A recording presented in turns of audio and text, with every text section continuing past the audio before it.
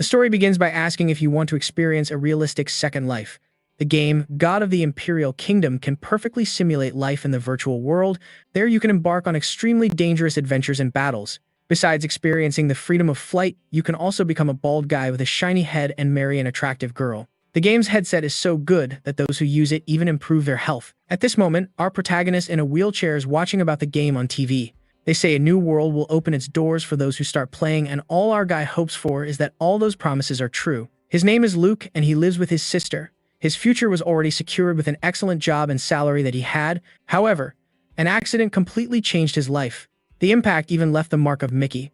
Because of this, his sister spent everything she had just to save his life. The problem is that in the end, he can no longer walk and has become a burden to the family. Everyone feels sorry for his sister because, basically, her future is taking care of a disabled person. Hearing these things obviously didn't do any good for the guy's mental state. He never wanted to be a burden to his family. Just when he was thinking of logging off, that's when he saw the ad for this game. And what caught his attention the most is that due to neural healing, some people were even walking again. Even people who had lost the ability managed to recover 100%. So he decided not to log off and decided to give this new thing a chance. The scene changes to his house. His sister left food and sent him a message saying she would be working some overtime, so he didn't need to wait up for her. He had almost no money, and she still had to go into debt just to buy this second-rate headset. All he hopes is that this won't disappoint him. As soon as the game starts, a fully digital waifu appears welcoming our guy and tells him to enter his nickname. It seems our guy already came into this guns blazing and he enters the name only I am the Savage. She then tells him that the first place he will spawn is the mortal realm and tells him to take advantage of everything in that place, and that's when he wonders why his character is like this. He looks down and sees two little paws, and he hadn't heard about anything like this in this game. As far as he knows, there was supposed to be some kind of customization. So, why does he have wolf claws? If the point of the game was to kill a bunch of monsters, why did he become a savage beast? He curses the heavens and tells it to show him this garbage system. That's when he sees his name, only I am Savage, with the class of a weak werewolf. The only talent he has is a werewolf bloodline that slightly increases his critical hit chance. Our guy is finished. Not only is he very weak, but he's also a savage beast. However, that's when he remembers an important detail. He was standing and moving his legs just as if they were his real body, and at that moment, he breaks into a run. The guy has so much fun he even lets out a howl. That's when someone points and says there's a savage beast over there to hunt. What a surprise. Just as I thought, some dangerous adventurers, but he didn't realize he was the one in danger. The girls comment that the werewolf is ugly. Seriously, the poor guy is done for. He was called ugly by the first player he saw, but he says that at least the clothes in this game aren't so ugly. However, the girls are already rushing in, saying they know a werewolf claw sells for 300 coins. One of them gets ready to strike Luchin, who still doesn't understand what's happening. He, however, decides to defend himself and deals 3 damage to her. At that moment, all the girls surround him and start attacking our boy, who is in a 4-on-1 fight. However, he knows he's in the werewolf base, so they should be coming to help him soon. With that, the pack begins to close in on the girls, and they realize that they are surrounded and have put themselves in a risky situation. At that moment, the poor girls are beaten down and Luchin is just waiting for the right moment to get a kill. As soon as one is low on health, he strikes her in the back, kills a level 1 player, and with that gets some experience and a few items. He soon gets excited when he sees that being a wild beast allows him to earn money by killing players, and so he takes advantage of them being weakened and starts farming the girls. The best part is that he's getting a bunch of items that they had bought, so he won't even have to spend his own money. One thing he notices, however, is that his reputation doesn't seem to be increasing. Apparently, he can't rank up, but he can still increase his stats and level up. He knows, however, that people are only supposed to get talents after choosing a class, but he, as a wild beast, not only already has a talent, but also deals more damage than the other players. Maybe being a wild creature isn't so bad after all, and he decides to test it on a friend. He then gives him a smack on the head to see if he'll be attacked by the other werewolves. The poor guys run off and he goes on a farming frenzy. He runs a little low on mana and drinks the girl's potion, and with that, he continues killing his own kind and, without hesitation, has betrayed his own race. The clever guy not only manages to farm players, but also monsters, and decides it's time to make his own race extinct. 15 minutes later, he has increased his stats quite a bit and is all excited, saying he never expected this game to be so realistic until someone shouts that they found a pervert. Luchin looks back and is startled. This time, it's a really perverted and dangerous guy. The guy in front says it's amazing that when you hit someone with low health, their clothes start to fall apart. The girl says it's just a game and tells them to stop. From the outside, her secretary tells her that she'd better get out of the game. However, she says she can't because she'll get a penalty. She signed a contract to promote this game, so she can't give up so easily. The guy says that this game uses people's real bodies and asks her if she's actually real. However, that's when a little wolf approaches, and Luchin hits the guy on the back of the neck. He turns to see what it is and wonders why a werewolf is attacking him like that. At that moment, the rest of the group gives the order to eliminate that creature. However, Luchin strikes another one in the head, who wonders how a level 1 creature can be so strong. Obviously, he's abusing his talent and using mana potions to recover. This way, killing these newbies isn't difficult at all. He finishes off the guys, and the only problem is that they didn't have anything valuable. The girl's name is Ling Chi, and she wonders why a werewolf is helping her. She approaches and hands him some potions, saying that she wanted to thank him. The girl made the right decision, because he was already planning to kill her too. He thanks her and takes them, and she's left confused because this werewolf can actually talk. Just then, the secretary asks her how the game is going and tells her the promotion is about to start. She says she understands and that she'll go out to prepare. Ling is already running through the forest. She knows she's near the newbie zone if she doesn't want to become the target of a larger group. For now, she'll stay away from there and focus on killing other creatures. How did he become a beast? As soon as he entered the game, he has no idea how things are going. So, he decides to take a look at the promotional video. In it, he sees Ling Chi making an announcement about how the game has just begun and the newbie zone already has over 8,000 players.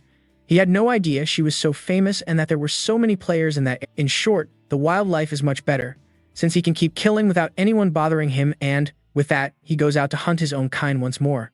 Killing these creatures has allowed him to collect 10 talent items and he will finally level up to level 2. Now his critical chance increases from 3 to 6%. He's very happy, saying this isn't bad at all, and decides to see what else he can upgrade. Now, instead of needing 10 items, he'll need 100. He already knows that means he'll have to find higher level creatures so he doesn't have to kill so many weak ones. He finds more level 1 werewolves and tears them apart with ease. Finally, his normal level reaches 2 and he gains a little in each stat. The problem is that he hasn't gotten a talent increase or any items. That means he needs to kill stronger things. Suddenly, he sees a very muscular werewolf, and he already knows that's what he needs. He decides to try his luck, since, even though the guy is bigger than him, he's still 1 level higher. With that, he deals 8 damage, but the guy deals 12. He already realizes it's not going to be that easy. The guy keeps using potions and fighting the creature for 5 minutes. Finally, he kills it. He receives an item to upgrade talent and over 20 experience points. Obviously, he knows he only managed it because he had that mountain of potions from the players, but now he's excited because he knows exactly how he's going to upgrade his talents. Suddenly, a club appears in his hand. It's a gray quality item, which is pretty bad, but it's still better than the level 0 one he had. He remembers the girls mentioned something about selling it for 300 Suan and decides to take a look. He doesn't see many in the shop and decides to put it up for sale for $35. Since the game just started, he knows that he can't make much money with it. He closes the system and wants to go back to hunting. However, the window instantly opens with a new message. The club had been sold and he was about to receive the money. So, he says he'll check the messages on his phone. The system shows that he really received the money from the sale. He gets excited because he'll finally no longer be the loser brother. It seems like everyone was right and this is a golden opportunity. At that very moment, he obviously goes back to hunting and the werewolf's greatest enemy doesn't stop killing his own kind. 20 minutes later, he's already exhausted from hunting, has reached level 3, and his stats have improved. The problem is that now those level 1 creatures are no longer giving him any experience or items, which means it's time to move on to the level 2 ones. He already knows where each creature is spawning, and as soon as they appear, he gets there to kill them. He takes a club hit that deals 9 damage and finds it strange, because that level 2 beast is weaker than the big level 1 he killed. It's then that he realizes this creature hits much faster. It seems this creature focuses on agility, but that doesn't matter to him, since he can beat them with ease. With that, he easily kills the level 1 creatures and also manages to kill 2 level 2 ones at the same time. 40 minutes later, he's making a pile and opens his stats window to see how he's doing. His talent has leveled up once again, and now he has a 10% critical hit chance, which isn't bad at all, especially considering that other players don't even have a talent yet. Also, every time he evolves, he can choose a stat in strength, agility, or more endurance. For now, he's only choosing strength, since it's very easy to land attacks, and as soon as he takes that stat, he notices his body has changed a bit. The strange thing is that every time he chooses a stat, he gets an additional name in front and now it's quite long. After hunting for a while, he decides to sell the 5 clubs for $40 each. He's also already at level 4, so it's time to advance further into this forest. Once again, he receives a message. Everything he listed has sold instantly, making him earn more than 20,000 from 1 minute to the next. At that moment, he gets excited saying he's going to buy new clothes for his sister. One of the people who bought that club was Lynchy. What he found strange was why that one savage had so many for sale. He opens the player window for the region, and at that moment there's no one with that name. Even searching the entire top 500, he can't find him and comes to the conclusion that he's actually using another account to transfer the items for sale. Just then, his secretary tells him to turn on the live stream. The live stream shows that the level 1 werewolf region is so crowded that it's hard to hunt anything. Everyone is complaining that they've been in the game for 2 hours and can't get out of this beginner area. The girl even says there are so many guys around that she's going to get pregnant just from being crushed. Lynchy gives advice on the stream to buy a club to help defeat the werewolves faster and get out of that place. Now he understands why that item is selling like hotcakes. However, for him, this is perfect. It's full of level 4 beasts, and he's going to farm them all.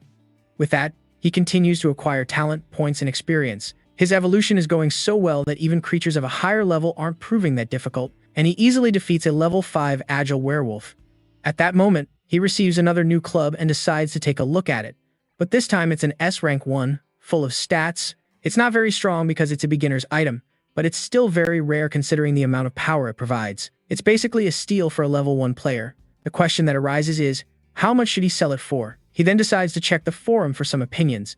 With that, he describes the stats and asks how much he should sell it for. Obviously, everyone says it's a lie or that he should sell it for $1 million because it doesn't even exist. Lewin already realizes that no one is helping him at all, but then he stops to think that it's the first day and only today will that item have any value. He then decides to create an auction where people can bid starting from 1,000, or if they want to buy it instantly for 18,800. With that, he closes the window and imagines that maybe in half an hour it should be sold. A girl already comments about seeing a club for sale for 1. Meanwhile, Lewin is farming and getting more items. The problem is that it's getting hard to find strong mobs and he decides to take a look around. Suddenly, he gets all excited and says that this really looks impressive. A werewolf with exceptional agility at level 6. He gets hyped up, saying that something good will surely drop and now the exchange of damage is much more balanced. However, with the increased attack and the critical talent, he manages to destroy the creature. Unlike the others, this one gave him 2 items to increase his talent. The moon was already in the sky and he was a werewolf with exceptional agility and strength. Excited about how much he has evolved on the first day, he decides to take a look at his stats. The werewolf bloodline was already at level 3 with a 14% critical chance. The only problem is that his name is so long that he can't even hide behind a tree without it sticking out on the sides. However, he's tired, the day has been productive and it's time to log off for a bit. He has gotten 9 more normal clubs and decides to sell each one for 300. He's anxious to tell Luigi that he's making money now and will be able to support the family. Finally, he's back and the first thing he notices is that his arm feels different, as if some of his senses were returning. Apparently, today's purchase was really worth it. That's when he hears the door open once more. She had worked late. She comes in all tired, saying she was a little late. She says she earned a lot of money and he asks why she smells like alcohol. She says it was a celebration. It seems her company is merging with a company from the Imperial Kingdom of the Gods and, apparently, she was appointed as a department head and now she's going to earn much more. She sits on his lap and he tells her to get off, that she's going crazy. That's when, as always, it's revealed the green light. They aren't real siblings. Lewin says that's why they should take care of each other. However, she replies that she doesn't care, since she decided to take care of him forever. Our suffocated boy can't say anything. That's harassment, man. The guy is paraplegic and can only lie there. She says the game is becoming famous and that a lot of people are going to get rich and, as one of the people involved in this project, she's going to make a lot of money, taking care of our boy. Lewin tries to explain to her that he's doing well in the game and that maybe she doesn't need to try so hard. However, she was drunk and had already fallen asleep. He figures that if she's involved in the game's project, maybe he could play with her or, better yet, maybe she knows secrets that no one else does. The next day, he wakes up to a message from her saying she left early in the morning. Lewin just thinks that she's really grown up a lot and, upon entering the game, he gets excited because he's surely made more than $500. Overnight, Ling Chi is live streaming, saying that the game is very difficult and she has only managed to reach level 3. Most of the strong players are already at level 5 and she's just falling further behind thanks to that club. Then, she comments that the player who is selling those clubs must be someone from the beta who already knows the secrets. Lewin thinks she's very nice and that he should give her some money later, since she's the reason he's selling so much. As he was watching the live stream, he decides to donate 66 yuan as a thank you. At that moment, she realizes that the player she was talking about was watching her stream. Meanwhile, our boy was still wiping out the wolves as usual. He had already become a level 7 jackal with exceptional talents. The only problem is that, as always, his name just keeps getting longer. He's starting to think it will soon be visible from 800 meters away. However, that's when he sees an elite creature with an imposing name, the leader of the Jackalmen named Zakaz. The problem is, he's accompanied by 10 elite creatures and Lou knows he can't beat them alone. He's trying to think of a plan as quickly as possible. All he has in storage are 17 clubs that are useless for now. It's then that he remembers a detail. In the reputation shop, there's an orders recruitment shield. Basically, you can summon a creature, but it has to be weaker than you. If it dies, no one gets experience, but you get the shield. To recruit, you must fight in a one-on-one and defeat the creature without anyone interfering. It seems strange to him that the item's name has a square border, but it's only recruiting one. However, since it only costs 10 reputation, he decides to give it a try. That's when he sees that upgrading the item's quality will cost 500 points. With no other option, because he needs to get stronger, he decides to sell everything he has for reputation. With that, he manages to upgrade the item to level 3. At that moment, he activates it and does the recruitment test, which basically consists of defeating the creatures. Obviously, he beats them easily. Now he has 3 Jackalman servants, but the critters are pretty weak. He spends some of his attribute points and gives them the clubs he has to make them stronger. With that, his whole party starts hunting other Jackalmen. I don't even know who's who here anymore, but our boy feels like a captain, ordering the critters to attack. However, one of them hit a mini-boss that dealt more than 50 damage. Our boy orders the other 2 to help distract the boss and, with the help of his army, he manages to kill the boss. After a lot of effort and with everyone at low health, they finally defeat it and get 3 fragments. To improve his talent, a level 5 shoulder armor, a gray level 1 chestplate, and a green quality crushing mace. Obviously, he gets excited, since it's the first non-gray item he's seen. Compared to the others, the number of attributes is much higher. Now he doesn't know whether to sell it or use it, and he starts giving orders to his wolves to hunt others nearby. While one of his werewolves is recovering, he decides to take a look at the live streams. Lingxi is talking about reaching level 10 and unlocking professions for players, which makes the game much more fun. However, her friends around her say that she's thinking too far ahead, especially since the strongest players are still at level 5. Lingxi replies that they should form a guild to recruit more members and level up faster. Several have already been formed under the names of famous companies. Savage Solo says that this game is getting more incredible by the minute. 8 hours later, someone is waking him up. He realizes it took 8 hours for the werewolf that died in the fight to resurrect and gets a little scared. After a while, he decides it's time to buy new equipment, prepare, and face that monster. However, that's when he realizes he's at level 8. He asks the werewolves if they were hunting the whole time while he was sleeping. He equips everything, saying that this was really the best choice. Now that he has all the items, that monster is no longer a threat. The scene changes to the defeated monster, and it was much easier than he thought. Additionally, he got several items. He takes a look at his summon's inventory to see if they're carrying anything. The wolves had already collected more than 20 maces while he was sleeping. Obviously, since a lot of people are leveling up, these items are losing value, but he can still make a good amount of money. The question that arises is, for how much should he sell that level 5 green mace? He puts it up in the shop and instantly gets a sale notification, seeing that he can still make a profit. He sends everyone to keep killing, checks the forum, and sees that they're already starting to comment about him. Everyone wants to know who this Savage Solo guy is. Taking advantage of the conversation, he asks how much they think a green item is worth. One guy says it could be around 5,000, while the others are just talking nonsense. So, he creates an auction starting at 1,000 with a buyout of 5,000. At that moment, one of her friends calls Lingxi and tells her to look at the shop.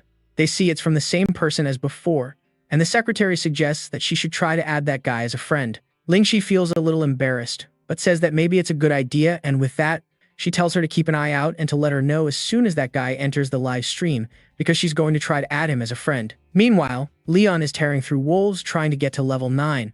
2.5 hours later, he makes it, but it cost him 50,000 experience points.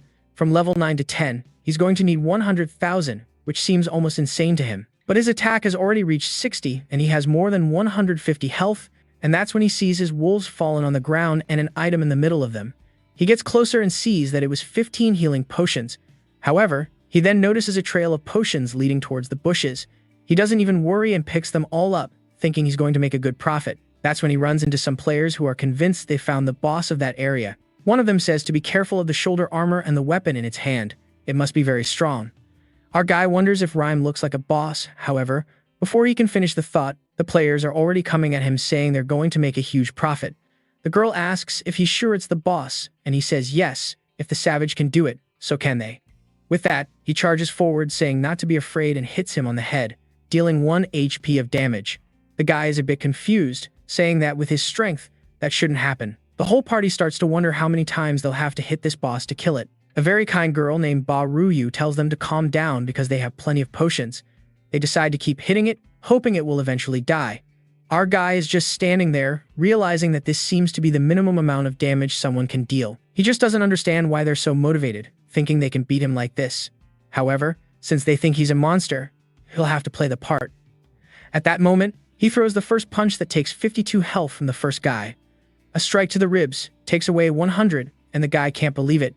He's already thrown to the side and drinks a potion. The party starts to formulate a plan. Since each potion recovers 10 health over 10 seconds, they decide to send whoever has full health to the front, while those who have lost health recover. However, one swing of the club sends them all running. The girl desperately tells the captain that it's not going to work. However, Lewin says it's too late and that no one is getting out of there, and with that, he begins to crush them all. The clever guy got 27 potions just from that girl. Now that everyone has experienced his strength, no one else will bother him and he can continue farming alone. The scene changes to a meeting at a company called Hang Chen Technology. It seems everyone there was playing that game and spending money, but they were all destroyed by our wolf. However, the boss says that no one should lose hope, because now they just need to get stronger and then kill that boss. What he wants to know is how the only savage killed that guy. There were so many notifications that his head is already starting to hurt, but he's excited, since he has over $3,500 in the bank. Plus, he's receiving several emails from people who want him to join their guild or sell an item. He replies to everyone that he's not going to add any friends and that when he's going to sell something, he'll send a message. He closes the window because it's time to start leveling up again. 8 hours later, he finally reached level 10 and obtained 28 clubs. His reputation as a monster has already reached 38, but he didn't manage to upgrade his bloodline. He sees that in the reputation shop there's now a skins tab and wonders if he can change his appearance. However, the only available skin is the werewolf one. This skin gives a quest where if you kill several werewolves, you can obtain the bloodline. Lewin wonders if he could combine the two into one, or, for example, if he could transform into another monster, or what's most interesting to him would be transforming into a human. He clicks on the martial arts icon and sees that he can now receive something called human form that strengthens attack and defense. One of them requires him to meditate for a while to receive that attribute, and the other needs 1,000 recovery points and to kill wild monsters to obtain the powers they have. After some time cultivating, he finally unleashes the power of mana. Now it's time to list more items and put things up for auction. Meanwhile, the girls are exhausted because it's going to take them a long time to reach level 7. That's when the secretary says that the only savage has entered the live stream with the ID 9527. She tells everyone that the live stream is amazing and that she's going to give a gift to someone at random. Obviously, the number 9527 is the winner. The guy is astonished, saying that this is an incredible coincidence. However, when she sends him a friend request to give him the item, he says to give it to another fan. She tells him that he must accept his destiny, but he says he's not very interested. He's already asking what she wants, so he can refuse the item. While she says she wants to give it to him, she asks that the only thing she wants is a picture of him using the club in his hand. Our guy already imagines that picture would be terrifying. The problem is that this girl seems nice and he wants to help her out a bit. He tells her he'll accept the gift, but he won't take the picture, and she says that's fine. So, she adds the only savage as a friend and then announces to everyone on the live stream that the only savage is the first person to reach level 10 and enter the main city. Our guy feels a little embarrassed about keeping the reward and thinks about removing her from his friends list. At least, she mentioned that the path to the main city has opened, so he should find new creatures. With that, he arrives at the poisonous mist forest, and the system notifies him that he has left the starting area. He's excited, wondering if he should run or face everything he finds there. That's when something catches his attention. As soon as he enters, he's attacked by a bunch of spiders and a level 9 boss. He decides to face her and have his companions deal with the smaller ones. The problem is that he's poisoned. However, at least the damage isn't that high. 3 minutes later, he had finished with everything in that region and even received a white mist bracelet. It's part of a set of equipment that increasingly boosts his protection against poison. This place is really full of poisonous things, and before he can leave the area, he's already being attacked again. 5 minutes later, he's still standing in the same spot. He kills the creatures, but they keep respawning, and the worst part is that his companions aren't recovering. In the next scene, he's already in his room, saying it was a very tiring day and that he barely managed to get out of that place. That's when he realizes that his arm, which could barely move before, now seemed to be a little more agile. His finger was still a little stiff, but that was already great progress. Then, he gets a call from his sister, who says that she won't be able to come home right now. Apparently, her company's team has to get used to the game, and she will have to stay there so that everyone can reach level 6. Our guy, however, tells her not to worry, that he has a surprise for her when she gets home. She wants to know what it is, but he tells her he'll only say when she's back. Our guy is all happy there. Maybe he'll be 100% healed soon. The next day, he was facing the spiders again, and the problem hadn't disappeared. Their numbers seemed almost infinite, and he couldn't make any progress in the forest. One of his subordinates was even killed. A while later, 2 others were defeated, and he was on the run, chugging potions to stay alive. After that, he went back and destroyed the spiders that killed his friends. However, he was already out of the area, crying over the loss of his companions. He decided he would have to spend all his reputation to buy items and strengthen everyone so they could return to that place. The next day, they were all there destroying those spiders. This time, he finally found the real elite boss, but before he could do anything, she was already rushing toward him. However, he was very well equipped and felt confident. Half an hour later, they finally managed to defeat her. With that, she was defeated and he received 2 more items from that set. Truly, a level 10 boss did not disappoint with the reward. He received the gloves from that set, which also increased poison resistance and, obviously, the necklace. And he had to equip all of it. The guy was looking all stylish, saying that now it was easier than ever to farm elite creatures. The problem was that, as always, the creatures respawned extremely quickly. But now that he was stronger, that was good news, since he would get a lot more items. With that, he jumped right against the spiders. A while later, his name was even bigger than usual and his talent had increased.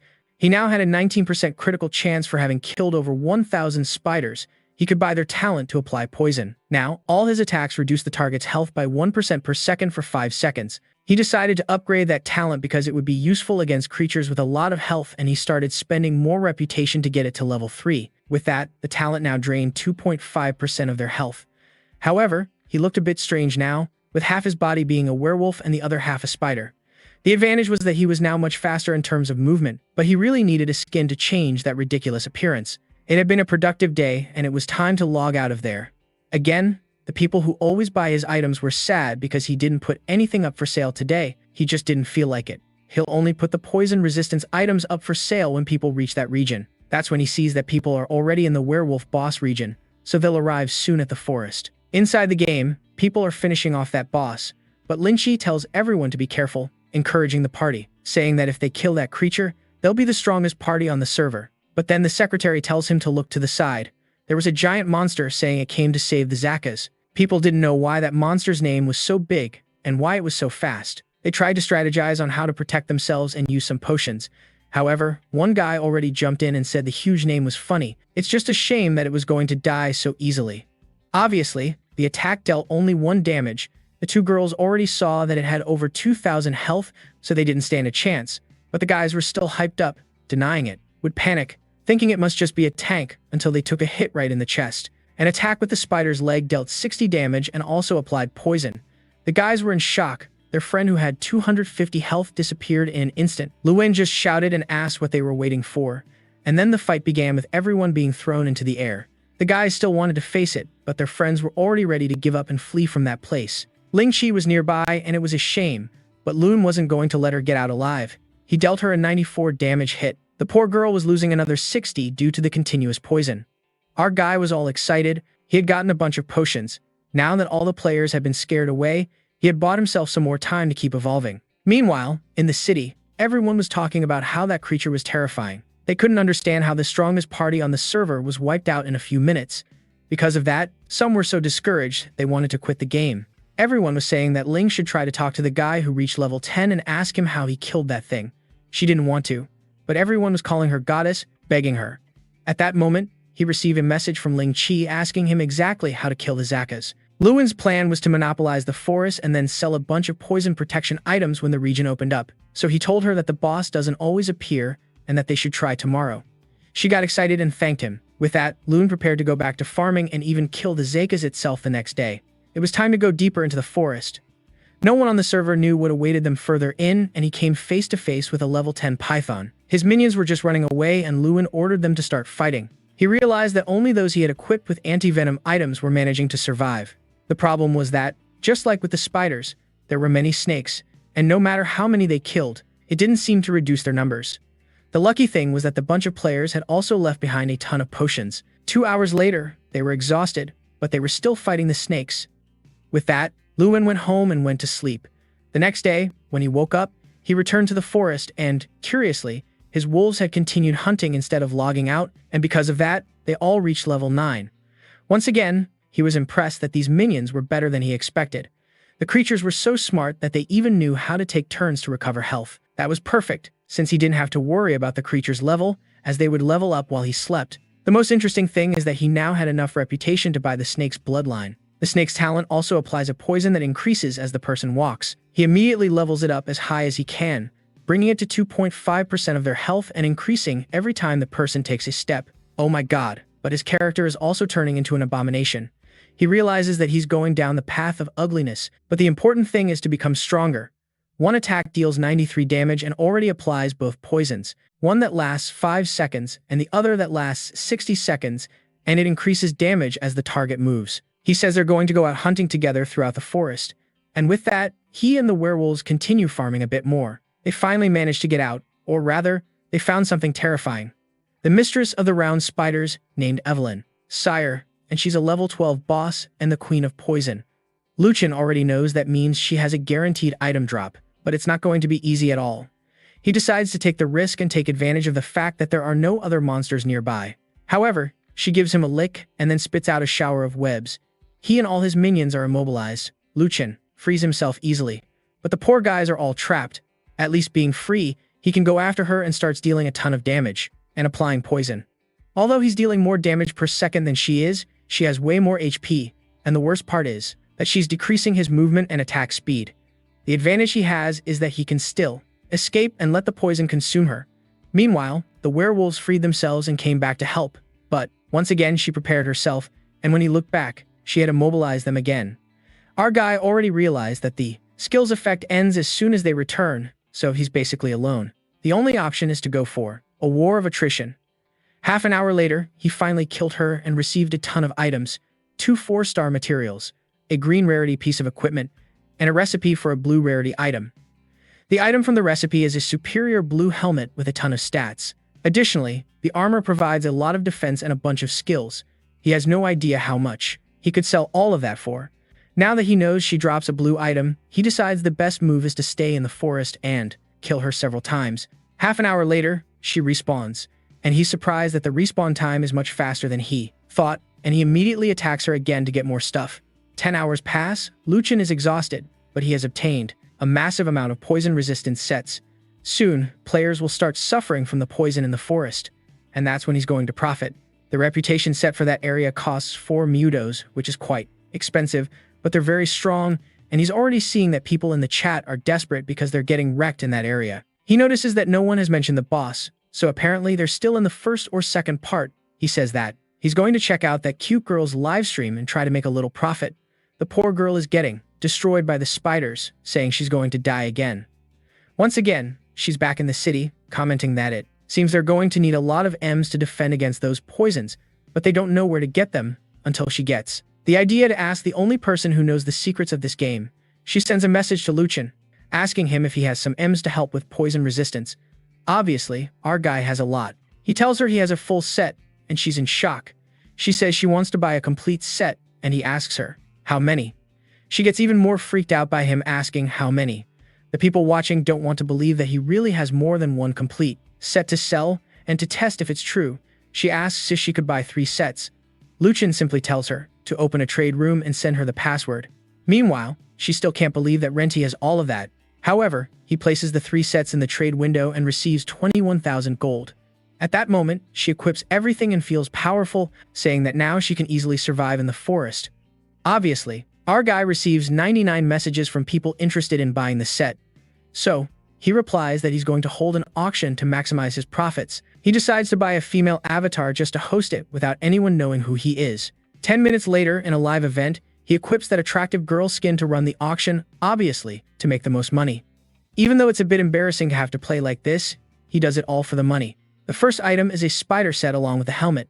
People start raising their bids, and the first item sells for $1,400. Luchin gets excited, saying he's making a fortune. The third set sells for $9,800. What's more, everyone is amazed by the number of sets he has to sell. So, he says it's time to sell the sets together, so the next sale will be for 3 complete sets.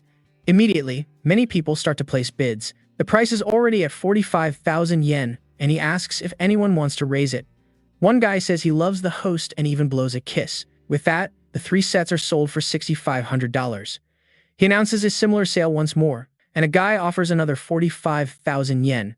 People are scared because that guy seems to be monopolizing everything, and another decides to counter him by offering 47,000.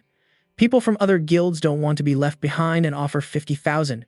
The one winning here is our guy, who says anyone can raise the bid. The sets are starting to run out, and people are competing fiercely until someone says they'll pay 90,000. Now everyone is devastated because the last 5 sets have been sold. Then, Lin says that today's auction was incredible and drops a hint that after the part where they are in the forest, there will be something even more terrifying. People ask how it's possible that there's something worse than those snakes since they can't even beat them, but he tells them he has a piece of equipment that will decide who can easily clear that area. People get anxious, especially since they thought those were the strongest items available. Then, he shows Evelyn Sire's helmet, which can reduce the attack and movement ability of anyone who hits the wearer. Our guy, in his skin, says they can take a look for themselves. People are in shock, especially because it has much more defense than any other item. Even Ling Chi, the most famous streamer, wants to have it. Our guy says the auction will start at 15,000 with a minimum increment of 2,000. Immediately, the prices start to skyrocket. One bid goes up to $5,000, another to 7,000, and the last one ends up selling for 8,700. Back at home, he's overjoyed, as he made more money today than he thought he would make in his entire life. Also, his hand is regaining feeling, and even his leg is now starting to feel warm. The only problem is that now people will be able to get through the forest. However, he did the best he could.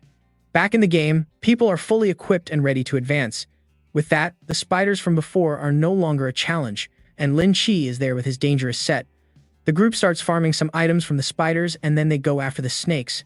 It was already 4:50 in the morning and people were still hunting in the floresta until everyone stopped and Lin Chi asked what that was. They have finally found Evelyn Sire. People recognized by the name that this was the place where the item that had been sold was obtained. Before they could say anything, she had already jumped at them and, with one attack, immobilized all the members of that guild. The next morning, our guy woke up impressed. He thought about how brave they were to face her. Lewin started to think that the crowd control abilities that Evelyn Sire has would be very useful to learn. However, when he went to buy the item that cost 1,000 yesterday, today it already cost 2,000. He decides to buy it anyway, before it goes up even more. At that moment, he uses the item on the boss. That grants him the ability she has, but he will need spiderwebs to be able to use it. With that, he calls his friends to jump into battle. 10 minutes later, he's at a crossroads. He has just left the Floresta and can go to the main city or to the Beast Mountain. Considering his current identity, he decides it's better to go to the mountain. However, something leaves him impressed. The region is much larger than he expected. He sends his bugs to explore the area, while he does the same, and with that he discovers various other monster races. The problem is that he wanted something new to recruit and none of them seem good for that. Then, he arrives in front of the Chaos Burial Hill. The system mentions that no one should ask about the Headless One and says it's a level 20 area. Also, now that he has reached level 11, he no longer receives the beginner's protections. As soon as Lewin gets closer, a hand comes out of the ground and suddenly a monstrous creature appears. A very dangerous one. It's level 24. Our guy knows he has no chance against it and, at that moment, she casts a skeleton spell to attack him. Our guy takes a ton of damage and tries to escape by running. However, a creature that deals area of effect damage is exactly what he needed. But suddenly, before he can escape, the whole group is surrounded. He starts trying to get out, while everyone is taking hits for him. After gaining some distance, he tells his friends that he will try to lure one and for them to wait there. One thing he can also do is use the new spider ability to try and lure one. He just thinks it's ridiculous that this thing comes out of his belly. 10 minutes later, the creature seems to have accepted the contract, but its level was reduced to 11. He sees that it not only has an area of effect attack, but it can also reduce the defense of others. 15 minutes later, he managed to capture another one and now he has a squad of 5. Additionally, he receives a mission to expel a creature with the name of King from a region and take control of the territory. He knows that the best option would be a place that few players can reach, and when he sees the top of the mountain, he imagines that's a good spot. However, what he finds there is a Tiger King. But now, with his whole group, he feels confident that he can beat it until he takes 2 swipes that deal more than 300 damage each. He realizes that he won't be able to withstand that alone and calls his friends too to help him with that. The battle begins. But the boss is full of poison. It took him 40 minutes to kill the creature. The system gives him the option to kill the monster and receive normal rewards, or he can expel the creature from the territory and become the owner of that place. However, that will only make it respawn in another position. Since he is interested in having his own territory, he decides to expel it. With that, he receives the right to settle in that place and also the mission to clear the entire summit and name it. Additionally, he receives a brave title that increases his health by 20%. Lewin was thrilled with the feeling of becoming the king of a part of that game. With that, they decided to go back to hunting to level up a bit more, and, obviously, what he wanted most were the items from that region, to make a good profit. He finally reached level 12, which unlocked the secret realm of the Moon Valley. That place is like a kind of dungeon with many more items and bosses. Lewin wonders if it's worth entering. He decides to leave his creatures hunting while he takes a look to see how everything works there. The system informs him that he can pray for an item before entering and that perhaps the gods will grant it to him. Also, the first person who enters a realm also receives 5 times the rewards. He can also offer some type of item to receive, one of the same type. He understands that if he offers a weapon, he will receive weapons, and if he offers armor, he will receive armor. However, he has a much better idea. With a valuable item, he decides to offer the only 4-star material he received from the female boss. With that, his prayers are heard and he can enter the secret realm. Inside, he is impressed with how gigantic the place is, and at that moment, a global announcement is made. Everyone finds out that he has entered that dungeon and receives the title Pioneer of the Moon. Additionally, the dungeon is open from 10:45 at night until the morning. People can't believe he is progressing so quickly compared to everyone else. Obviously, our big wolf didn't like that everyone found out about this. However, the title increases his strength by 10%, which isn't bad at all. Suddenly, he starts being attacked by some green moon wolves and our boy lunges at them excitedly, since he's there to collect materials. As he is much stronger than a normal level 12 player, he has no difficulty at all, and since he is the first person to enter that place, each kill gives him 5 times the normal reward. The inner capitalist in him is desperate to farm as much as possible. An hour later, he had already leveled up and had collected over 1,000 materials. The list is huge. I'm not going to read all of that, but his critical talent is already at 23%. Now he's looking for an ancient heart and an ancient fragment. Unfortunately, it's already time to face the boss, so he hopes he can get those items. He faces the boss who only has 6,000 health, which he considers very little, and with that he defeats it extremely easily, obtaining more than 35-star fragments. Everyone finds out that he cleared that realm in 5 minutes. He decides to exchange the fragments for prestige items and also upgrade that item that increases his legion. With that, he can now have 10 subordinates and even delegate one as a leader. This guy is soon going to make it impossible to hunt in that forest with the number of creatures he has. And now, before logging out of the game, he sets a specific quest to get the item he needs back. In his room, he's overjoyed about making so much money it feels like a dream, and the inside of his body is practically 100% normal. Maybe he'll be able to stand up again soon. Furthermore, he's already thinking about buying a house with all the money he's earned. He spots a medium-sized apartment that's within his price range. Meanwhile, at the National Security Building of Country C, a member of the Special Operations Group asks if it isn't strange to have to assemble an entire team just to play a game.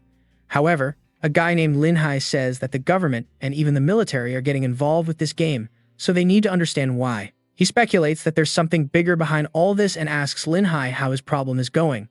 To that, the guy explains that they're trying very hard, but they're still stuck in the poison forest. The guy gives him information about a certain person who he must make sure to turn into a good ally. The next day, our guy, even in a wheelchair, went to buy the apartment. The saleswoman greeted him and he said he was there to buy something medium-sized. What he didn't know was that there were some guys watching him from behind, saying it was definitely him. Lin Hai had told everyone to get ready. Meanwhile, the agent was showing the apartments to our guy. The woman told him not to hesitate for a second and to buy it right away. However, even the narrator mentioned that if someone tells you not to hesitate, it's better to hesitate. But Luchin was making so much money that he thought buying a little gift for his sister was no big deal, until a pink-haired girl showed up and told him not to buy that apartment, saying it was full of problems. She warned everyone not to buy apartments there because they had serious quality issues. The people started to have doubts, because a purchase like that represented years and years of their life savings. The saleswoman called the security guards to remove the girl, but she kept saying that she even had proof. She also mentioned that you wouldn't get your money back after paying. The guards approached and said they were going to remove the woman without hurting her too much. However, one of them bumped into Luchin and told the cripple to get out of the way. He grabbed the girl by the arm and told her to come have a word with him. She refused and asked for someone to help her. Our guy was just standing there, unable to do anything. Meanwhile, the crowd seemed to be recording, saying it would make an incredible video. The girl told them to stop recording and help her, since she had come to save them. Then, our protagonist grabbed the guard's arm and told him to stop harassing the girl. However, the guard tried to kick him and told him to shut up. Our guy was shocked to find he had enough strength to stop a kick out of nowhere, and suddenly another guy appeared with a baton, but Luchin stopped him with an elbow strike. Only in this crazy manhwa, the guy is stopping batons and beating everyone up without leaving his wheelchair. The guy who got elbowed told them to just throw him out of the wheelchair. A guard ran up from behind and pushed the chair, but suddenly someone else caught it. Looking around, he saw that the guys from before had arrived, telling him not to worry, that they would take care of everything. With that, they started wrecking the security guards. A short time later, they were all on the ground. They told Luchin not to worry, that they would handle the rest. Linhai, who was watching everything, found the situation strange, but suddenly, the boss of the place showed up, asking who was causing trouble for the Yang group. He came down and saw Linhai calling someone to report the trouble at that location. The boss laughed, saying that no one in that city had the guts to mess with them. However, Linhai warned him that he had a maximum of 10 minutes to disappear from there. The boss laughed and replied that, on the other hand, they had 1 minute. The henchman said that they would be careful not to break his bones. At that moment, one of them jumped like in the Matrix and tried to land a punch on Linhai, but Linhai, being a secret agent, dodged it and kicked him.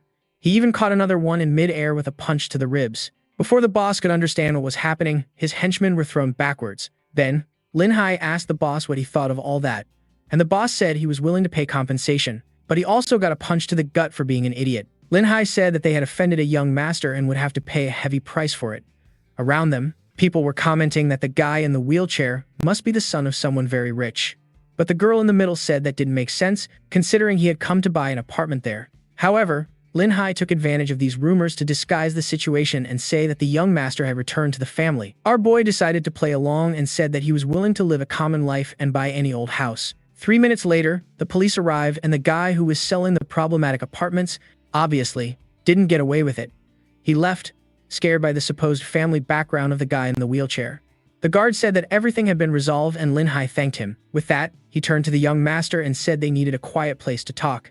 Luchin started to realize that this had something to do with the game and just hoped the favor wasn't too big. Even the girl with the pink hair came to thank him, saying that he had been amazing, but our boy said it was nothing. Then, Linhai told his henchmen to give the girl a reward while he talked with Luchin. The scene changed to a restaurant where Luchin asked who they were. The guy said they wouldn't reveal their identity, but that they knew about someone named I Am the Only Savage and they needed his help. Luchin asked why he should help them get him. The guy said that the game's methods might be secure, but bank accounts were not. Luchin already knew how he had been exposed. Linhai explained that his team had 500 people trapped in the swamp of snakes and they needed help. If he accepted, he could take that card and buy a house from one of the biggest real estate agencies. Luchin said he couldn't accept because the favor was too small. However, Linhai explained that he didn't yet know the scale of this game and that there was a lot more to come. Luchin accepts the deal, saying it's fine, since doesn't like to owe favors. Linhai just asks him to put the house in the Chinan group's name when he buys it, so that he can get a 30% discount. Our guy says he understands, but asks why they're spending so much on a game. The guy explains that he doesn't know exactly why, but that entire countries, including their militaries, are involved in this, so it's more complex than it seems. Luchin starts to leave, saying that they should show up at the forest between 7 and 7:30. The guy asks if he isn't going to give them more details, to which Len replies that they'll understand everything once they get there. Although he didn't want to get involved with other people, considering that his personal details could be discovered, he thought it would be better to have a safe place, and that's why he agreed. At 7:30, the entire company group was stuck at the entrance to the forest. It's currently so difficult to buy items that people are poorly equipped because there's nothing in the shop. However, Len tells everyone to move forward, that they need to start evolving. Then, everyone is shocked, all wondering what is going on. The creatures throughout the forest were defeated on the ground. Linhai wondered if he had really done it alone. Our guy had already gone back there and had even killed the boss. 20 minutes later, they found the dead boss and couldn't believe it was Rhyme. Aha. We jump forward 2 days later. In the mountain region, he is as usual, farming wolves while his creatures dominate the region. The creature he's facing is the three-petal monster, and it seems like the game just changes the skeleton's color and calls it something new. From it, he gets a long, flowered skirt that has the effect of increasing movement speed. Our guy is surprised that it took him 2 days to get that item. Immediately, he decides to start an auction to profit as much as possible, as always. Obviously, the biggest threat in this whole game is there, thinking about checking out the market to see if there's anything interesting. That skirt is limited to female characters and has the ability to control a target for 30 seconds. The user of that skin clicks the option to try it on to see how it looks and smells a pleasant scent. Flowers. Plus, it looks incredible on her, so she needs to buy it. The problem is that as soon as she makes a bid in the auction, a bunch of people immediately raise the price. The girls who have their sugar daddies are begging them to get that item for them, and she asks in a post for players to offer her whatever they want in exchange. The auction is about to end in 5 seconds and is already at 65,000.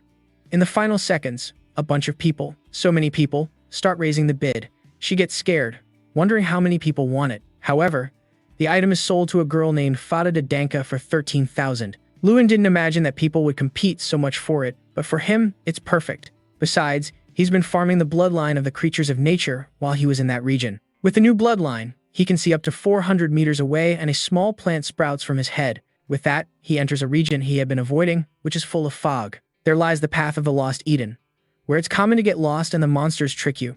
Suddenly, everyone receives the announcement that the lone savage has activated the Lost Eden mission, which was a mission that would involve everyone on the server and would double the experience they received for 10 hours. People saw that the recommended level was 20. However, they were eager to participate since it involved everyone. Additionally, all the servers would merge to participate in this. The biggest guilds started forming parties to survive this mission. Meanwhile, Lewin was sad because once again everyone was notified of what he was doing. In front of him was a bunch of super mutated werewolves. They were level 15 creatures in large numbers and much stronger than normal. Then he remembered that this mission strengthened all wild creatures and, by chance, he and his wolves also belonged to that race. With that, his creatures began to get stronger and enter a super mutation mode, including our boy, whose attributes were doubled for this mission. Since there was still time before the mission started, he decided to take a look at the live stream of Lynchy. Everyone was in front of the main city. This time the number of players was greater than on the first day. But the great danger was that no one would have the protection for players under level 10. However, there was one person who wasn't competing with everyone else. Obviously, it was our savage boy who was already near the grove. The only thing was that the plant on his head gave him a somewhat ridiculous appearance. However, he didn't waste any time and started farming the event creatures, obtaining a gigantic list of items as usual. He ran into one of the mini-bosses of the area and wondered what he could get from it. What he got were fragments of a level 5 talent and a bunch of event points and, obviously, what the capitalist likes most, 3 green items, including a claw and a ring that increase critical chance. Obviously, he decided to equip all of it, since he was in the middle of the event and it wasn't the time to sell. With all that and his bloodline, his critical chance was much higher. When he went to check the shop, he saw that everything was selling for much more. Since people were quickly gearing up to participate in the event, he was basically making 2,000 every 5 minutes, selling items and rushed off to get more. The players were now already advancing through the grove, looking for the creatures. They saw fog approaching from one direction and wondered if that was the way, but the server notified them that the lone savage had entered a more advanced region, which was why the intensity of the fog had increased. People thought he was crazy for going on a server mission alone and that he would die soon. They decided to take that opportunity to find him and start farming too. It was then that Lewin found one of the pillars that had to be destroyed. He turned to his zombie girl and ordered her to attack. With that, she jumped towards the pillar, but just at that moment a level 20 boss appeared. With 2 hits, it dealt him more than 2,500 damage. He told his minions to keep their distance, as they would die in a single hit. His poison was dealing 600 damage, but that thing had 100,000 HP. Lately, things had been easy, so he had accumulated quite a few items and decided it was time to use them. He started spending all the spider webs he had gathered and using the potions on his creatures. Obviously, his creatures would take a hit and nearly die. 1 hour passed and the boss was still alive, and Lewin was running out of items. Meanwhile, outside, people were fighting against the wolves. Ling Qi and her friend realized that the longer they spent inside the fog, the weaker they became, and they all decided they had to find a way to solve that quickly. But that's when the lone wild player obtained the title of the first to triumph and had destroyed the pillar of that place. While he rested, the system calculated the rewards. That had cost him everything he had accumulated, but he was confident the reward would be worth it. He could choose the ability to summon a creature similar to that boss, or he could receive a pet that was basically a wolf pup, but when it grew up, it would be a big surprise. Lua knew he had a territory under his control, so maybe raising the creature that would always be by his side would be the best option, and with that, he chose the wolf with the pacifier. Raising the creature that would always be by his side would be the best option, and with that, he chose the wolf with the pacifier. Stats. The server event had 8 pillars and now there were 7 left. With that, he called his wolves to move forward. While the players were trying to organize themselves to fight the wolves, they were finally managing to finish off all the moon creatures, but when the lone wild one activated another pillar, the fog once again increased. People realized that he was advancing too quickly and that they would have no way to catch up to him. But suddenly, a giant portal appeared for everyone and they were regrouped. At the same time, the group from the Dynasty Guild was also preparing to participate in the event, but they decided it was foolish to farm weak creatures and wanted to go straight for the boss, until they received the message that the lone wild one had broken the second pillar and only 6 remained. Then they became desperate and said they had to catch up to that bastard. Our boy had now obtained a little bird. It seemed he was collecting pets. The only problem was that Lua no longer had any potions and they weren't selling any in the shop. That's when he heard someone shouting about having seen a werewolf. It was other players warning to be careful and not to aggro the creature. What they found strange was that the boss's name was gigantic and seemed over the top. Then Lua remembered the easiest way to collect potions. With that, he ordered his army to finish off the players. The poor players didn't stand a chance, not even against the creatures he summoned. The group leader tried to tell everyone to follow his plan, but before he could, he was hit from an unknown location. Everyone was being torn apart, saying that the event boss was invincible. Now that people no longer had beginner's protection, when they died, their items were also dropped. He ordered his creatures to collect everything, including the potions. The only concern he had was that he was starting to be caught up to by other players. Meanwhile, in the southern part, people were facing one of the bosses. He decided not to get involved, since the group was also preparing to participate in the event, but they decided it was foolish to farm weak creatures. It would take more than 1 hour to kill that creature, so he decided to watch some live streams to understand how the other players were doing. Ling Chi, on his stream, commented that it would take a while to kill that boss, so he was going to take a look at other regions. In the southernmost part, it would probably be where the first boss would be defeated. In the northernmost part, there was a 4-armed orc, and in the easternmost part, there was a horned creature. Now, Lua knew exactly which ones he could kill without anyone interrupting him. He called his group to do another sweep. As soon as he arrived, he activated the spider's capture attack. I thought he would use it against the boss, but the guy went to kill more players. The players wondered who that approaching creature was, but obviously, they didn't stand a chance and were quickly eliminated. 8 minutes later, he had killed all the players who were fighting the crab boss to steal the kill. Since it already had low health thanks to the players, it only took him 5 minutes to kill it. In the western part, people were facing another boss and, obviously, someone showed up killing everyone to steal that kill too. 1 hour later, there was a little dwarf watching someone. Every time he killed a boss, he got a new pet. Now he already had a collection of pets around him. With that, the system congratulated him for having collected all the cubs and he received a limited quest that only activated when that happened. He would have to sacrifice some of the other creatures to be able to choose an even stronger one. He looked at the options and was surprised that something like that actually existed. He decided to choose Niddo, the black dragon of despair. Suddenly, he was teleported to the sky and all of a sudden, from the top of the pillars, the creatures began to howl. It was then that he realized that the sacrifice mentioned in the quest meant he would have to kill those critters. The problem was how to kill what he was trying to summon. Actually, what would happen was that the 4 creatures would help him kill the boss. This, in fact, was his ability to devise strategies with multiple creatures, something he already had quite a bit of experience with. With that, the dragon Nid descended to the ground and the guy launched a blast of fire at everyone. The monster's special attack dealt 20,000 damage. He was thankful to have the boss and immediately ordered his team to retreat to a safe zone. He tied up the boss's legs to prevent it from flying and activating its ability again. And then he ordered the quest creatures to attack. Obviously, the damage they were dealing wasn't very high. It was going to take quite a while, but he was confident he would succeed. 1 hour later, in another part of the event, there was a dispute between the guilds, as some were trying to monopolize the items, and the order was given not to let anyone play dirty, since everyone had made a deal. However, the Desti Guild's group had already advanced to try and get what was left and managed to destroy one of the few pillars our guy hadn't reached. The server announced that the event was over. They would have to wait for the secret dungeon and then double experience would be activated. However, it was obvious that people were angry with Desti since they broke the deal and killed the boss, their account, and with that, they were all teleported back. They were all crying since they didn't get almost anything in the event, and they all advanced towards the dynasty, telling them to return what they had taken. The leader didn't know what secret mission that was, that he couldn't leave the game until the person finished it in there. Lewin was still facing the dragon. Meanwhile, it had become chaotic outside and the players were all fighting each other. Other players around noticed that people were trying to steal the divine beast and wondered if they shouldn't participate. With that, more people decided to get involved in the fight. The goal of everyone was to kill the members of the guild that kept the item and take it for themselves. Meanwhile, Lewin was finishing the legendary mission and obtained the dragon's blood. That made him unlock a secret mission called Divine Blood of the Demonic Seed. Man, so many names.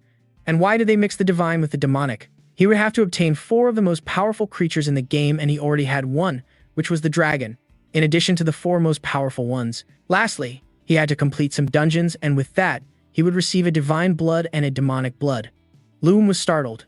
That clearly wouldn't be easy at all and would take a century to do. But with that, the Lost Eden mission had ended. With that, he was removed from the secret place and saw everyone fighting. He was left wondering what had caused all that chaos in the place. The people, as soon as they saw him, recognized him as the boss with the giant name. However, our boy didn't feel like staying there. He decided to run towards his own territory, where he had more of an advantage in his creatures, but on the way he heard someone calling the prince of the dynasty. Our boy wondered if they didn't know that this was his home, and, at that moment, Lingxi was also attacking the guy, telling him to go to hell. It's a shame that our boy's wolves got involved and started beating up everyone, including the leader who was killed in a second. Then, our boy captured the only things the guys had.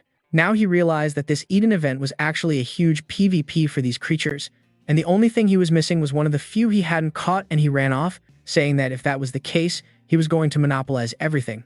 Ling Qi and his ally were attacking a guy who was trying to flee until the final boss arrived, hitting the guy in the back who instantly fell to the ground in a second. Everyone was dead and he had collected everything, with that activating the evil beast mission, just like last time. He would have to choose a creature and enter the realm to conquer it. He decided to do it immediately, since with the experience from the last time he was sure he could pull it off. 2 hours later, he was exhausted and couldn't wait to get out of the game and get some sleep. Back at home, he knew he had earned more than 1 million and wanted to surprise his sister who never comes home.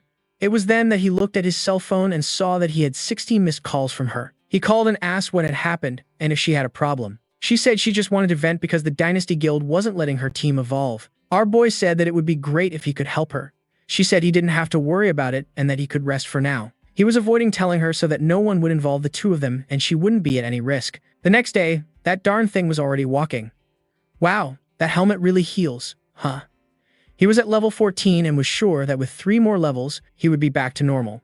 To him, this game was too magical, and yeah, kid, be careful. It really is too magical. Now something's up. He returned to the game and immediately put everyone to farming and starting to evolve, wanting to make life difficult for the Dynasty Guild, because he wanted to help his sister. With that, he contacted the Linhai Guild and asked for help in locating them. The guy said he would help and only asked that he sell him some good items later. 5 minutes later, our boy was already wiping out the entire guild. The only problem was that he wanted to be closer to her, and for that, he would need a human appearance. That's when he remembered that every time he killed 1,000 creatures in the mall, a skin to look like them would appear. And maybe if he killed enough humans, he could get something similar. With that, life for the entire guild became a living hell. 10 hours later, the guys still couldn't leave the city, and he was still killing everyone. He decided to call his sister and ask her how her day had been. She told him it wasn't easy at all, because those people kept bothering her. So, he told her to give him the nick, because he knew a very strong friend who would help her. She wanted to know where he had met this supposed master friend. He told her not to worry about the details and just focus on the fact that the guy was very strong. With that, she agreed, and he swore that her big brother would help her. He left his name anonymous, so no one would know who he was, and added his sister. Her nick is the person who loves Big Brother the most. That already gave him the certainty that it could only be her. He introduced himself as a friend of Lu Chen and asked her about the problems she was having. In the picture, the crazy girl who loves her brother the most was still drooling, and she explained that the Dynasty Guild was monopolizing one of the quests they needed to do with a certain NPC. Lewin knew which one that was monster and knew where the boss was located. With that, he told her he would find her soon, because he had something to complete and ran off to wipe out that entire guild in the region.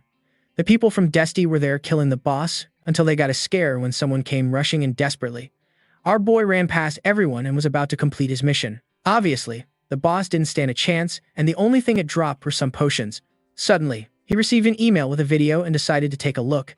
He saw it was from his sister and decided to watch it to see how she looked in the game. Turns out she looked pretty decent, and he let her know that the Dasty people had already been killed, so she had nothing to worry about. However, in reality, she had just stepped into a trap, and a girl in purple clothes told her that if she wanted to complete that quest, she would have to kneel and beg, "Kid." Before she could say anything, she had already been whipped, and the woman asked her where the brother from her Nick was. At that moment, Lewin had completed the skin quest and decided to buy it. With that, our boy finally had a more normal appearance. He was super happy because he was gorgeous and finally looked like a person. To change his wolf in sheep's clothing persona, his sister sent him a message saying she was stressed and was going to log off the game for a bit. Lewin decided to solve that problem in the starting city. He would just have to unequip some of his gear, so he wouldn't scare people.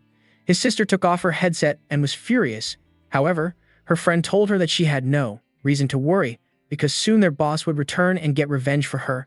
But Luigi didn't want to cause trouble for everyone in the company, because they could end up dying because of Desti. Our boy was in the low-level area when a strange goblin headed toward him. He was thinking about killing it when a bunch of players approached before he could say anything. The players were already desperate to finish it off. It was then that he noticed one of the girls in that fight was the girl from the real estate agency, and her name was Jualo. Her friend in the blue outfit had taken an item and said she was going to sell it, until the girl noticed our boy and asked if he had gotten separated from his guild. He said no, that he was actually a lone wolf and didn't have a guild. The people laughed, saying that was a pretty crazy way to play, but he used it as an opportunity to return to the city with them and disguise himself, pretending to be a random adventurer. Except, at the city entrance, there were a lot of people at the gate, and he had no idea the beginner player area was like this, and he noticed that right in front of the gate there was some kind of ranking board. Those were the strongest people in that area, and they received items for it every day. Juwalo commented that the guy at the top of the rankings, named Tawaj, was a very strong fighter who had spent a lot of money. Lu knew that this was a very important competition and it would be great if he could participate. The guy told him not to even think about it, since only one solo player could beat that challenge. He asked who that was, and the guy told him it was obviously the Lone Savage. The girl must have had a detector, because she immediately asked if he was the Lone Savage, since he had a name like someone who likes to hunt alone and wasn't with anyone. Obviously, he got all nervous and said he wasn't him. Her friend told them to stop chatting and keep moving. The girl in blue is named Lengu, and she's giving up her acting career to form a guild in the game. Our boy was just standing there thinking that it's no wonder she's so beautiful. The beginner's city was extremely lively, and our boy was amazed by the architecture. Suddenly, some guy bumped into him and told him to get out of the way. They kept walking, and one of them turned around and told Lu to watch where he was going. Nearby, people were commenting that the three masters were going to challenge the Immortal Tower again. Lu decided that maybe it would be something good to do while his sister was offline. He headed toward the tower challenge, and people asked him why someone so useless was trying something like that. They started laughing in his face, saying he wouldn't even survive for 20 seconds.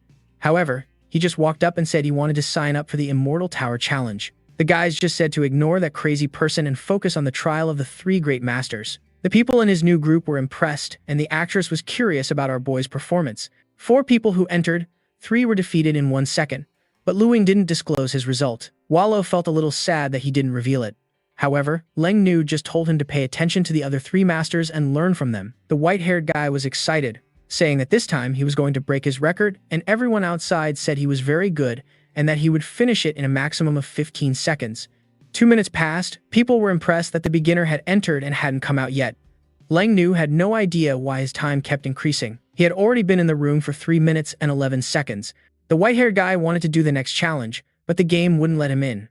Inside, our boy was finishing off a bunch of moon wolves. Those 100 copper coins that each one dropped were the perfect opportunity for him to earn even more money. He had already been on the first floor for 4 minutes and the system forced him to the next one. He got angry, but he didn't realize that he already had a level 11 boss next to him. However, he destroyed it easily, and that one gave him 200 copper coins. 4 minutes later, he was forced to the next floor. Obviously, he was going to take advantage of this money paradise. The people started to get scared that he had been on the 3rd floor for so long, and the girls couldn't believe that he was really that strong. 2 minutes and 33 seconds had already passed, and the other challengers were starting to be defeated. Eventually, one by one they started losing, and the gray-haired guy decided he had to rest a bit or he would end up dying in there too. However, he had also finally beaten the 3rd floor, but on the 4th he was being torn apart by some plants and realized that was his limit. As soon as he came out, everyone praised him, saying it's no wonder he's the #1 player. The friend next to him said it was impressive that he was the first to reach the 4th floor. However, that's when he noticed that the rest of the people seemed to be more anxious about the other result. Everyone was screaming because the time kept increasing, and he saw that the player Anonymous had been on the 4th floor for 56 seconds. Lewin was having fun, since each monster there dropped 400 coins of copper. He spent 4 minutes on the 4th floor and was forced to the next one. Outside, the girls were impressed, and Yen didn't know that people would go crazy finding that out. And that was exactly what was happening. They were going crazy seeing that someone had reached the 5th floor and wondered if that guy wasn't the only savage. However, when they went to Lingqi's live stream, the only savage was there, saying that someday he would try to go to that tower. Obviously, he did that so no one would think he was the only savage. Besides, he decided he was going to stop on the 5th floor because, otherwise, it would be overkill. The money he had earned was good, so it was time to leave. As soon as he came out, he got a scare. There was a bunch of people surrounding our boy. A friend from the group said it was incredible that the anonymous guy had reached the 5th, and at that moment, he asked him to teach him the secret techniques. However, the former number 1 said his gear was trash and demanded that he tell them how he had cheated. Everyone agreed that it was impossible to get that far with such weak items, but Lewin simply. He replied that he was under no obligation to say how he did it and warned the guy that from now on, that territory no longer belonged to him. With that, he left the fools there. Without saying another word, he went to the clerk, who told him to register the guild's name. He just wanted the reward and not to create a guild, but then he thought that maybe it wouldn't be such a bad idea. The problem was that he would need 4 people, so he remembered that the group from before had mentioned wanting to create a guild. With Lengo, he called the group to join the guild and told them they could leave afterward. All he wanted was to get the reward from the tower. Walua said that she understood, but it was a shame and they wouldn't be able to help with something so difficult. He said that didn't matter. He just wanted to create the guild to receive the rewards. However, Lenu said that as guild comrades, she would indeed help him. With that, he went to register and it cost him 50 silver coins. The girls were impressed that he had the money and, obviously, our boy had just earned that silver in the tower. With that, he created the guild called Wicked Wave. My gosh, what a ridiculous name. Obviously, Lenuo approached. She said he's a bit weak, but at least he could share some of the damage, but our boy is cruel and told her he didn't need her help. The only thing he wanted to know was why so many people were watching him. What he was doing was the guild challenge, but solo, and everyone wanted to know why he went alone. So there was the Wicked Wave Guild with an 11-second clear on the 1st floor. Walua was unsure, but our dear Lenuo was confident in our boy. As soon as he reached the 1st floor, no one could believe it. At his sister's company, a friend was commenting that someone was breaking the records in the tower.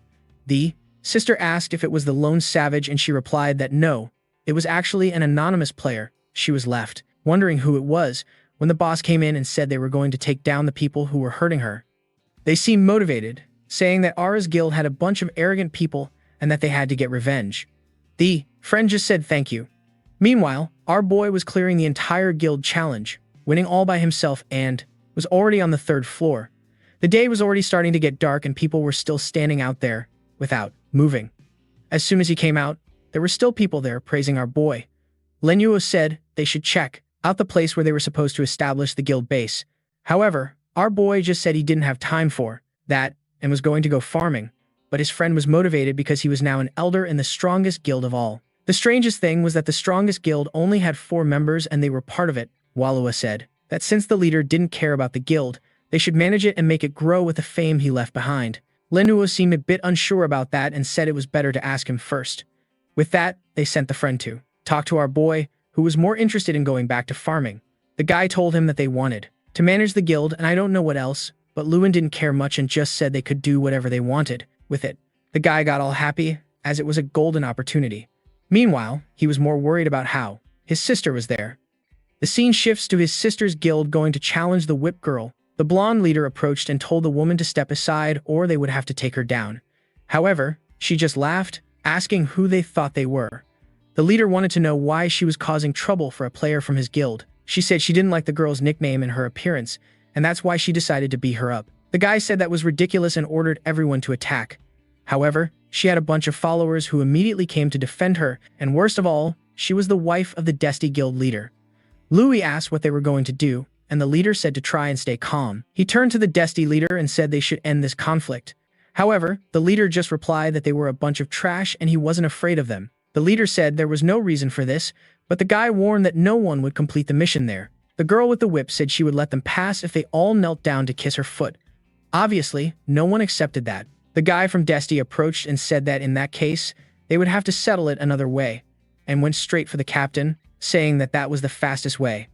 With that, her group started getting beaten up. Lou realized that her group wasn't that strong since they couldn't complete those missions. She turned to the leader and told him they should run, but he said they were a team and he wouldn't leave them behind until a gust of wind passed by. The leader said that union was incredible that they had, but it would be useless. He approached Louis and told her that if she knelt, she would be forgiven. However, she said only in his dreams. At that moment, he went to strike her, but she barely managed to defend herself for a while. Afterwards, everyone appeared in the respawn area. They had been wiped out and everyone lost some items. Apparently, the leader had gone to ask another guild for help.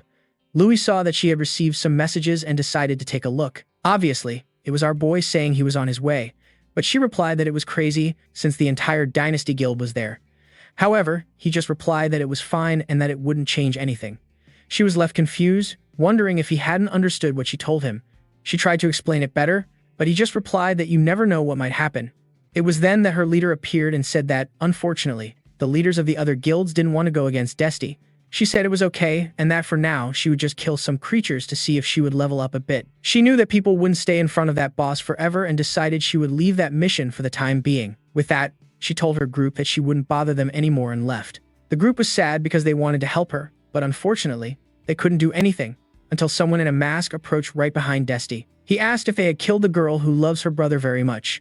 The girl laughed and asked if he was the supposed brother, and the guy asked him if he was really going to die for her. Lewin just told them to apologize before it was too late. However, obviously, the guys started laughing since he was alone. At that moment, Louis arrived and told him not to get involved because it wasn't worth it. However, he warned her not to worry because it would be easy to solve. The others couldn't stop laughing, calling him arrogant. The guy with the pompadour said he would finish him in one hit, and the boss told him not to kill him so quickly, while Lou tried to insist that our guy shouldn't do it. Before he could answer, the guy jumped to hit him. However, he just swung his hammer to the side and hit the guy in the face. In that same instant, he was knocked to the ground with 0 health. At that moment, people realized it wasn't going to be so easy. The girl with purple hair asked what that was, and the leader said it must be some kind of bug. However, Lou just told them all to get on their knees and start apologizing. Obviously, the leader wasn't going to give up so easily, and ordered the entire guild to attack him. With that, our guy started getting attacked by the gang. However, every hit with his hammer dealt 1900 damage and the guys died instantly. He barely made a move and half the guild was already on the ground. People had no idea it was possible to deal 2000 damage and wondered if they should run, but as soon as the leader turned around, Lou was already behind him. The captain took the opportunity to sacrifice his members and ran off. People recognized Lou as the guy who had defeated him and said that Dynasty was finished. Fallen on the ground, the leader begged for mercy. But obviously, he received a swift blow to the back of the neck. He turned to the girl and told her to apologize or her guild would never have peace. At that moment, she started banging her head on the ground, saying she would never do something like that again. However, Lou said he couldn't let it go so easily and that she had to receive a little punishment to learn her lesson. She handed an axe to Luigi and told her she could use it until she felt better. Just then, Luigi's friend commented that she knew a very strong guy and asked to be introduced. She turned to our guy and asked him to introduce himself, asking who he really was. He just said to tell her he was her brother's friend. She wanted to give him the item the woman had given her, but he told her it was very valuable and she could keep it. Besides, that weapon wouldn't be of any use to him, so it would be a waste. He warned her that, from now on, anyone who messed with her, he would take care of it. With that, he left, and the friend told Luigi she didn't have to worry about anything anymore. Our guy returned to his territory. He had bought some human pills in that place and was wondering when they would improve. However, it was time to keep leveling up, so he called everyone. The creatures on the mountain were no longer a challenge and he wanted to find a dungeon to farm. He found it interesting that there was a pretty strong Korean guild from another server that was already clearing the Tiger's Cavern, and then an announcement was made that the Three Saints Guild was challenging everyone on the China server to compete in that place. Our guy saw it was the perfect opportunity, not only to run a dungeon, but also to get an extra reward. The friend notified Lynchy about the challenge, who commented that those guys were arrogant for challenging the entire world, but in the video, you could see that their guild was really strong and that the players were the real deal, organized. The problem was that on their server, no one had ever heard of that cavern, so maybe they would be left behind. What they didn't know was that our boy was already inside killing a bunch of creatures, too. So far, the place wasn't so bad, since there was green tier equipment. With the new agility boots, he was hitting much faster and started running through the cavern, killing everything he found. Shortly after, he was already facing the boss. Ling Chi was commenting on how that guild had gotten a very powerful item for themselves. The entire server was being embarrassed, and Ling Chi wanted to know where the lone savage was. Inside, our boy was already killing another of the bosses, in addition to the saber-toothed tiger and the level 19 king. The best part was that blue-quality items were already starting to appear. Blue-quality items. He realized that the boss he had just killed was a secret one that could only be unlocked if you killed the others very quickly. Meanwhile, the other guild was struggling against that creature. Ling Chi commented that they had already failed 5 times, but they were getting closer and closer. 3 minutes later, it seemed like the boss was being defeated, and the people from the Korean guild were celebrating. Now, with all those new items, they had become even stronger, which made things difficult for their server. People were wondering why the lone savage wasn't doing anything and wondered if they should accept the challenge. But inside, our boy was already facing another boss. This time, he got 2 blue-quality items, one of which was a cloak that increased movement speed and evasion during the night. The stats were so good that our boy decided to equip it immediately. The only thing he wanted now was a better pair of pants, since he only had the beginner ones. Meanwhile, the people from Korea were preparing to challenge the dungeon once more and go even further. 12 minutes later, our boy found another one of the bosses, which turned him into a block of ice with one attack. With him immobilized, the creature approached to finish him off. One attack broke the ice and dealt him a bit of damage. Luckily, he had plenty of potions and health, and with that, he landed another blow on the boss's head. This time, he got a sword, a mantle, and a cloak. That was an ice set that allowed him to use the freezing shout skill. He didn't get the pants, but he got what he wanted most. He was the first person to defeat all the bosses and receive the title of Tiger Hunter, or an increase in stats by 10%. The system asked if he wanted to show his name on the ranking board. He said no, and with that, the announcement was made with his nickname as Anonymous. He could only challenge that place again in 30 minutes, so he decided to do other things in the meantime. However, as soon as he left the cavern, it was crowded with people outside. The people recognized him as the anonymous guy from the tower and were impressed to see he was wearing blue-tier gear. He didn't want to talk to anyone, so he took off running. The people said to ignore him and focus on the mission. When he arrived, he decided to take a look at the rankings. Apparently, it wasn't shown to the entire server, but only updated at the entrance. They knew that the Three Saints Guild had taken 46 minutes and that they were still fighting the last boss. Finally, they finished everything in 47 minutes and people were annoyed that this other server was so arrogant. But then, someone shared that the first place spot was actually held by an anonymous player. Obviously, everyone was wondering who that guy was, and others said it must be a lie, since there was no video from the blonde guy who shared the information. He knew the anonymous player would be back in 30 minutes, and at that moment, Ling Chi grabbed her friend and said they had to see this person. When our guy arrived, everyone was impressed with his blue gear, and at that moment, Ling Chi thanked him, saying he had truly protected the dignity of their server. However, our guy is a man of few words and just told everyone to move aside. The followers obeyed, even making a path for him. Lewin wanted to avoid drawing attention, but he really needed some pants, so he had to keep farming, and everyone was curious to know what his next time would be. At that moment, he entered the dungeon again and started clearing it much faster, since he now had experience. Ling Chi was confident, but her friends said that people from other guilds would want to break that record once again. The guys finished, and this time, they did it in 39 minutes. However, Lewin didn't care at all. Since he had progressed extremely quickly, he found the final secret boss of that place. While everyone was worried about breaking records, he was more concerned with getting some pants, and finally, the damn item dropped. The most interesting part is that this time there were some purple rank materials. The system wanted to register the record, but he didn't care. He was more interested in the pants, which had the ability to inflict burns on enemies. Additionally, the purple item wasn't a material, but a two-handed sword, and it had an effect that created attack combos. The item was so strong that it practically doubled his stats. Outside, people realized that 40 minutes had already passed and they were sure that the guy hadn't broken the record. However, the ranking didn't account for hidden bosses and he had actually done it in 38 minutes. So, the streamer got very excited, saying that he was truly incredible. Our guy came out changed, now looking just like Guts from Berserk with that cape over his face. What he didn't expect was to find an even bigger legion waiting for him outside. The guy emerged to a cheering crowd, and obviously, everyone was saying that he was impressive. Ling Chi was circling him, saying she wanted to get a look at his sword. Our guy, being humble, said it was fine, that he would show his greatsword to everyone. With that, he tossed it into the air, and people were stunned upon seeing its stats. Then, he already started to leave, saying that in half an hour he would be back to break the record. Again, Ling Qi was motivated to wait for his return, and he asked her why she didn't use that time to get stronger. Once again, our guy was wiping out the creatures in that place, and his time had already dropped to 31 minutes. As always, he remained anonymous so that no one from other servers would know who he was. He wanted more bosses, but he realized that was just being greedy. Obviously, the girls were still outside, excited because he had broken another record. 40 minutes later, he had come out of the dungeon in 10 minutes, and Ling Qi asked if he had died. Everyone thought he had made some kind of mistake and had been eliminated. However, Ling Qi decided to take a look. The rankings, as she didn't usually fail like that, and at that moment, she was stunned. Lewin had finished in 9 minutes and 32 seconds. The Korean players couldn't believe it, and everyone knew that this record was unbeatable. Lewin was the only one who wasn't very excited, because he wanted to kill more secret bosses. He left, disheartened, with everyone wondering why he wasn't happy. He saw that it was getting dark, and that it was also time to sell the gear he had received. However, it was then that the server announced there would be double experience for 24 hours. He decided to sell the weaker gear, but the problem was selling the level 15 blue tier items. He decided to wait until tomorrow, since by then, players would be at that level and would understand their value.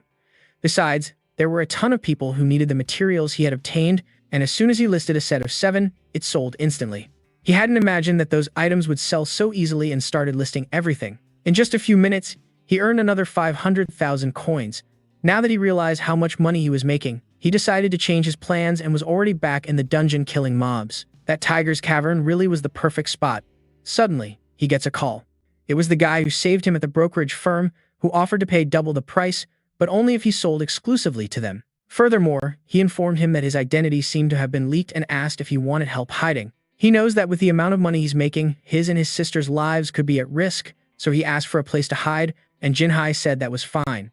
He took off his helmet, and the guy next to him commented that no matter how strong Lewin is, they would be in trouble when the servers merged. Jinhai agreed and said that the kid really was their only hope and that they would have to depend on him.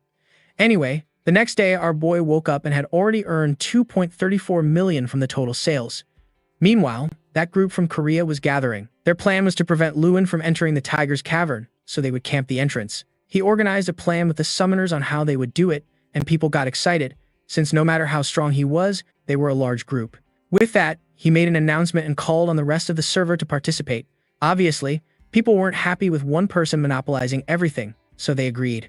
Others were saying that no one could be that strong and hide their name, so they had to find out who he was. With that, all the guilds agreed to participate. However, Lewin was farming in another region and was already tired. He knew there were a ton of people waiting for him at the cavern, so it was obvious he wouldn't go there. He decided to leave his creatures farming in the forest while he rested nearby. In front of the cavern, everyone was waiting for the guy, but he didn't show up. The leader commented that in the end, their plan had worked, since the guy wasn't leveling up. Then, the players from the Korean server started causing a ruckus. Ling Qi commented that this was happening everywhere and that no one else could level up. At that moment, she was almost hit from behind, or rather, she was caught by surprise because she did take the hit and realized she wouldn't be able to farm either. Oh my god, the server's leader had brought 400,000 players to help. Napoleon would feel insignificant in that war, and at home, Ling Qi was wondering why he wasn't helping anyone. Our boy was actually asleep and had just woken up. That's when he saw he had a bunch of messages in his system and found out that his entire server was under attack. At that moment, he also got a call from his sister. He asked what had happened, and she told him that she had also been ganked by players from another server and couldn't farm. She wanted to take advantage of the double experience event, but there were no free spots left. Our boy told her he would talk to his friend to sort all that out and get her some gear too. However, his sister told him it was impossible. As soon as she respawned, the guys would kill her again, and she couldn't even leave the area. Looney just told her to send him her exact position, and that he would send his friend, and he warned her that those bastards would pay the price. The guys mentioned to the leader of the attack that someone was coming, but he was confident. It was our boy's guild, commanded by his 3 great friends who had helped him enormously. However, they soon realized they didn't stand much of a chance either. But Lang Nu didn't want to give up, because she was sure our boy would show up, and there he was, saying he was going to have to sort this out.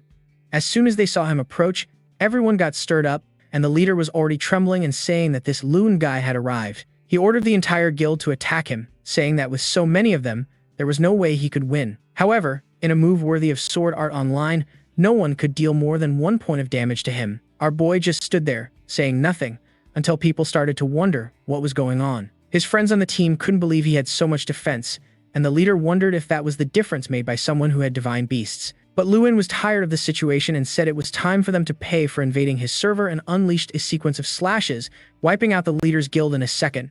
Almost everyone was on the ground and didn't know what to do. However, Lewin just passed by with a slash, warning them that they wouldn't have time to formulate any plan. Now, the girls were happy, saying that the server had been saved once again. He told everyone to gather all the gear that had dropped in one place. They were confused and wanted to keep it for themselves because they had lost some of what they had, but he said they were going to set a trap to get real revenge. The guy said that if that was the case, they would help, and he thanked them. Meanwhile, his sister was lying on the ground, unable to resurrect, until of course, he came over and eliminated everyone nearby. She recognized him as the guy from before, but now he was even stronger. Lewin just told her she could keep all the items that those guys had dropped, as that would pay for what she had lost. She asked him if he was really her brother's friend, and he replied that he was, and told her to thank him later.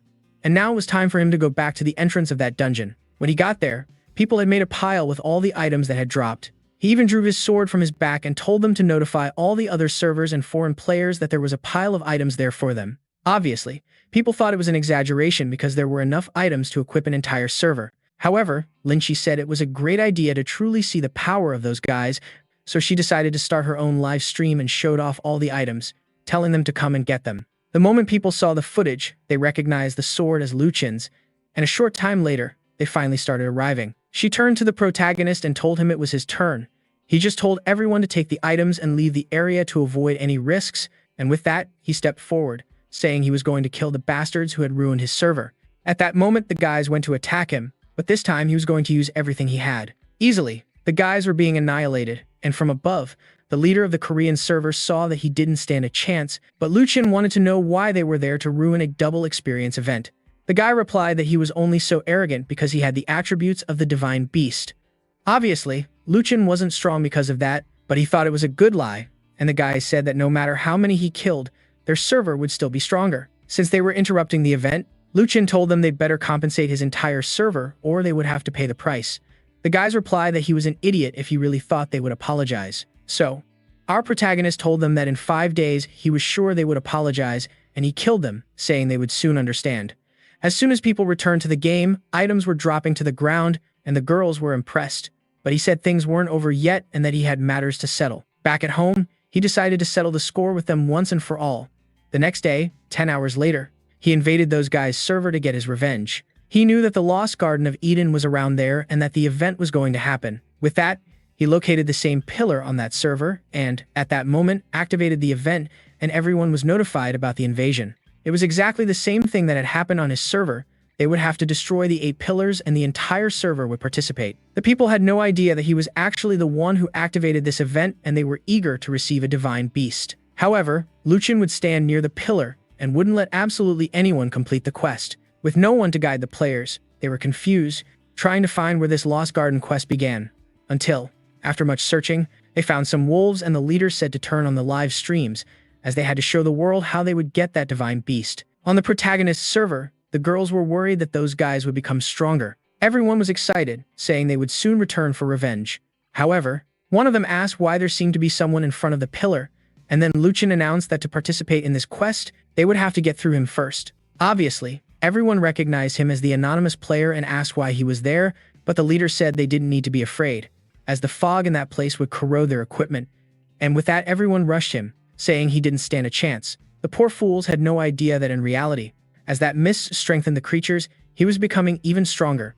People didn't understand why the damage seemed to have doubled, and the leader tried to insist, saying that no one should fall back, but the players were being annihilated. The girls in the group were impressed, saying the boss was incredible. An hour had passed and he was still there alone, wiping everyone out.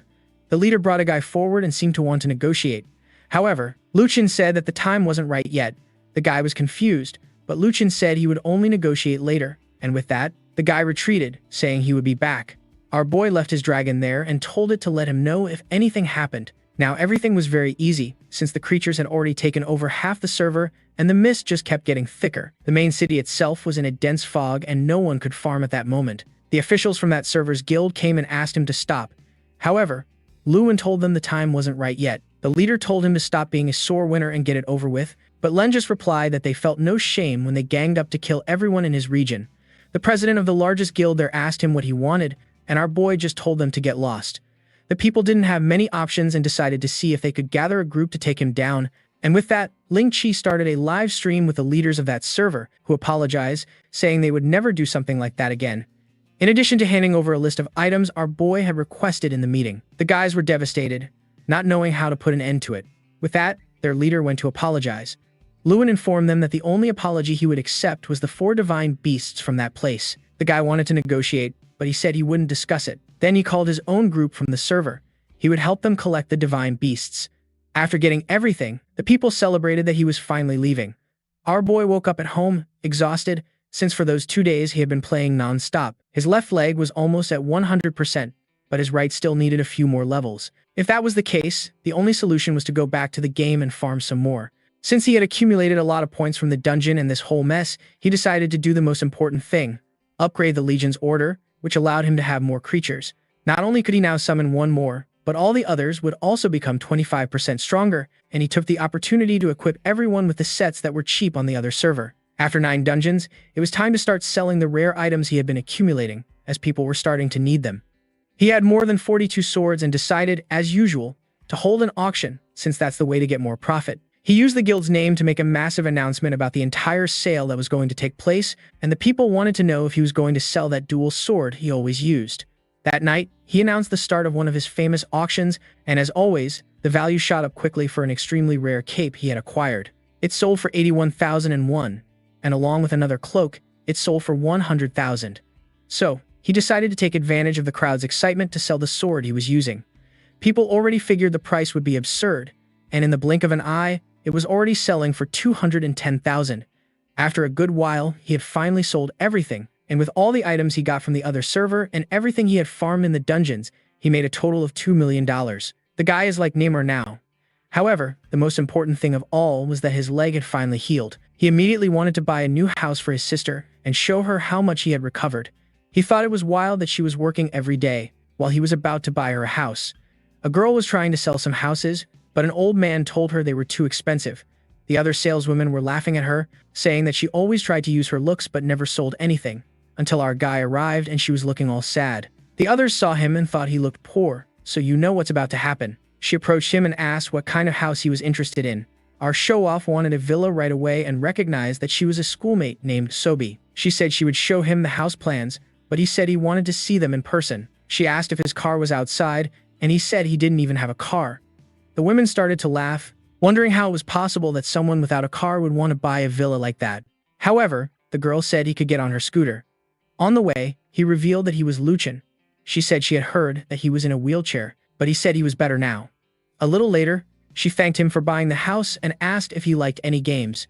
He said he played Talon Perrin and that maybe they would run into each other there. Wow, that house purchase was so fast that he's already back to farming. Since he had arrived in a new region, he went out to kill the 1,000 Biichi. In the distance, he located a gigantic gate that seemed to lead to another map.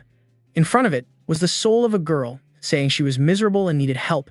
He asked her what the challenge was, and she said that only one person could participate. His mission was to cleanse 500 souls beyond that gate, and the reward was the ancestral heart he needed for a mission from the very beginning. Since it was a solo mission, it was perfect for him. As soon as he entered, he saw that there were several level 22 spirits. However, that would only be a challenge for someone else. The only problem was their sheer numbers and their attacks, which used mana, dealt a lot of damage. Even killing the first 2 creatures wasn't easy, but as always, he was patient. If he could kill 2, he could kill 500. He waited for the souls to respawn, and as soon as the creatures appeared, he jumped back into combat. 10 hours later, he had finally finished the mission. He received the ancestral heart and immediately wanted to use it. However, the system told him he would have to remove his human skin to activate it. So, he turned back into a wolf and the girl got scared seeing his deformity, but he just ignored her and activated the item. His character had advanced to 5-star quality and now had a 500% boost to all attributes. He got excited immediately, wanting to know if there were more quests in that region. He told the girl to stop crying and tell him what else there was to do in that place. She didn't want to tell him because she said he was too ugly, so he turned back into a human, and she told him he would have to kill 3,000 resurrected spirits, considering he had to kill 2 at a time. He got scared by how long it would take, but he had no other choice, so he said he would do it. After all, he was getting the ancestral items he needed. After killing over 1,000 liches, he obtained their talent, which reduced the defense of those nearby by 15%, and he moved on to hunt many more. With this talent, he could now also attack from a distance, which made him more efficient. However, it still took him 3 days to complete the quest. He was a bit bummed because that place didn't drop any gear, so the only thing he was doing there was leveling up. That's when he noticed a strange structure nearby and wondered why there seemed to be so many monsters there. Amidst several rocks, there was a legion of soldiers. It was a bunch of those beings gathered around a purple orb, and they seemed to be participating in some kind of cult. In front of all of them was a level 27 boss called the Vanguard Leader. At that moment, Luchin feared the game would force him to fight that thing. The creature summoned the god of the undead and asked him to accept the sacrifice, and then it slammed its sword into the ground. Everyone's aura began to glow. The boss started to vanish along with all the creatures. He decided not to get involved in that, went back to the girl, and told her he had finished the quest. The werewolf bloodline advanced once more. Also, with the tiger's talent, he could now deal critical damage.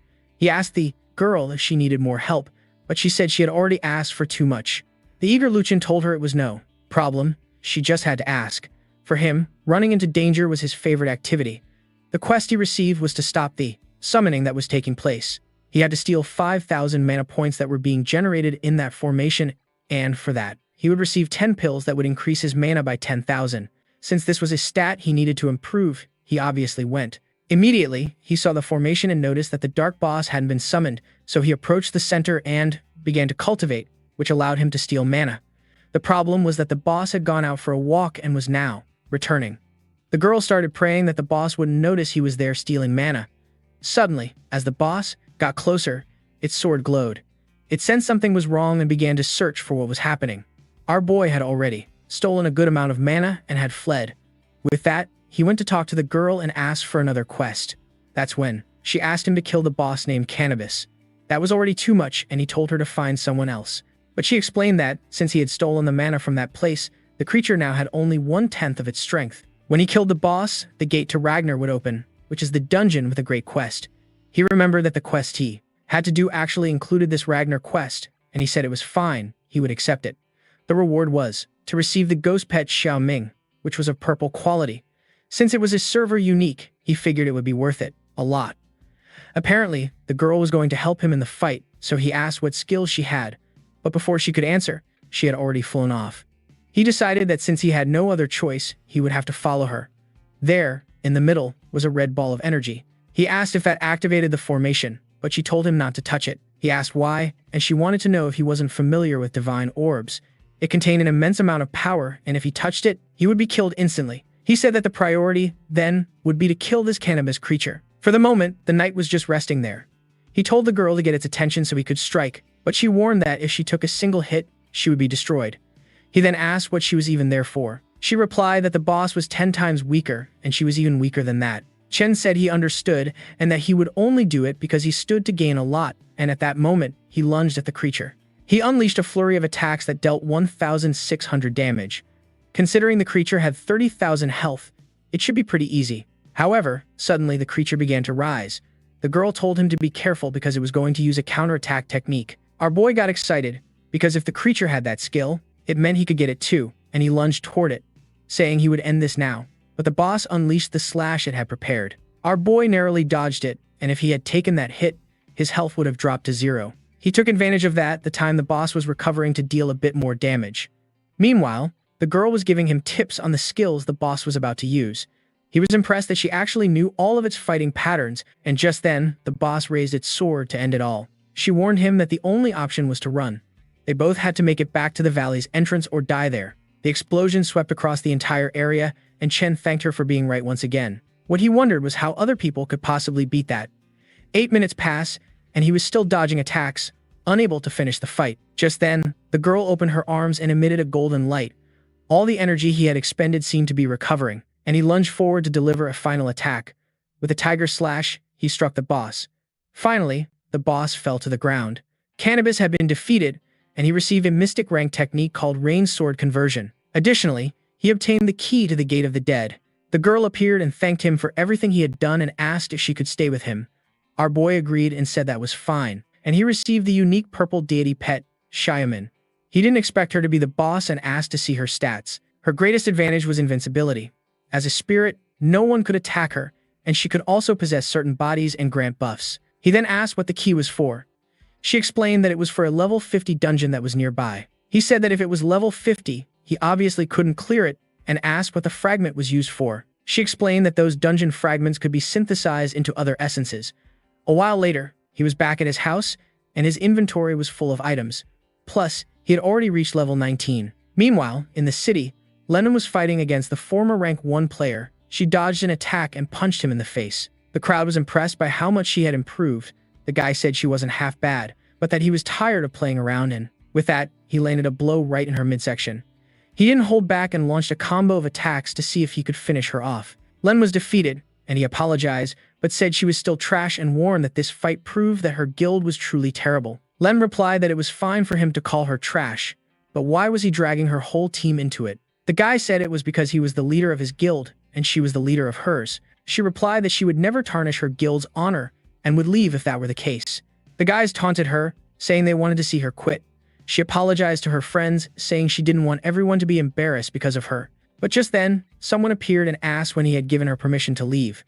Obviously, this scoundrel wasn't going to let one of his own leave the guild. Everyone was surprised because they hadn't seen him in a long time. He asked if they were bothering the poor girl, and she apologized for embarrassing everyone, but now he was in a good mood and said it was his fault, so he would fix it. The former rank 1 player said that today they would either finish off the protagonist or they would leave this server. He warned that the situation was very different now and that everyone had gotten stronger. Lewin said he would also leave if he lost and asked where they wanted to fight right then and there. Everyone was curious to see who would be leaving the server, as the two guilds faced off in front of the city, and everyone commented that the protagonist's guild didn't have many people. The enemy leader opened his arms and said that he would let anyone who wanted to leave go right now. But Lewin motivated everyone, saying he wouldn't give up. His friend told the protagonist they would do their best, but our boy just told them not to worry. He was going to make it clear that no one should mess with his guild. The crowd couldn't believe he was going to face them all alone. They angrily charged at him to finish him off.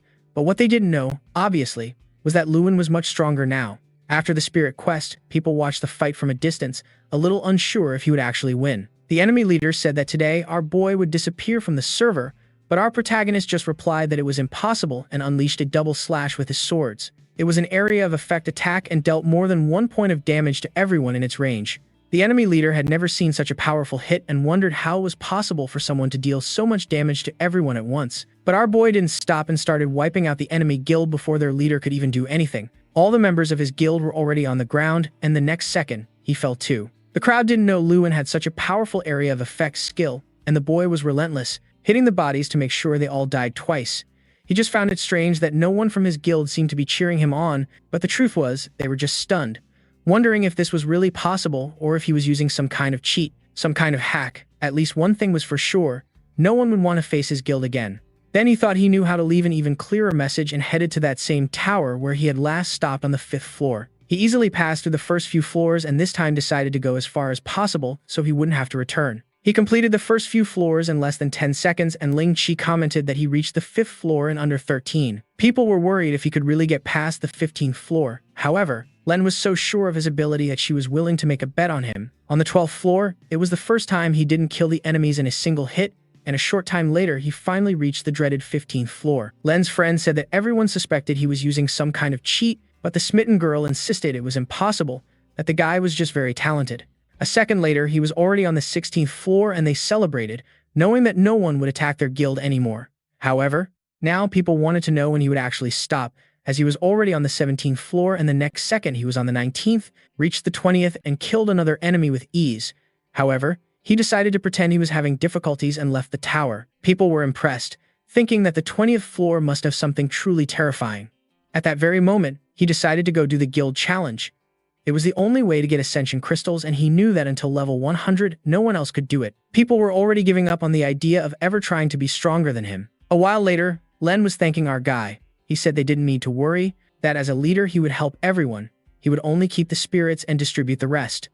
Len wanted to know why he was helping so many people. He said she shouldn't worry about it and should focus on improving her magic.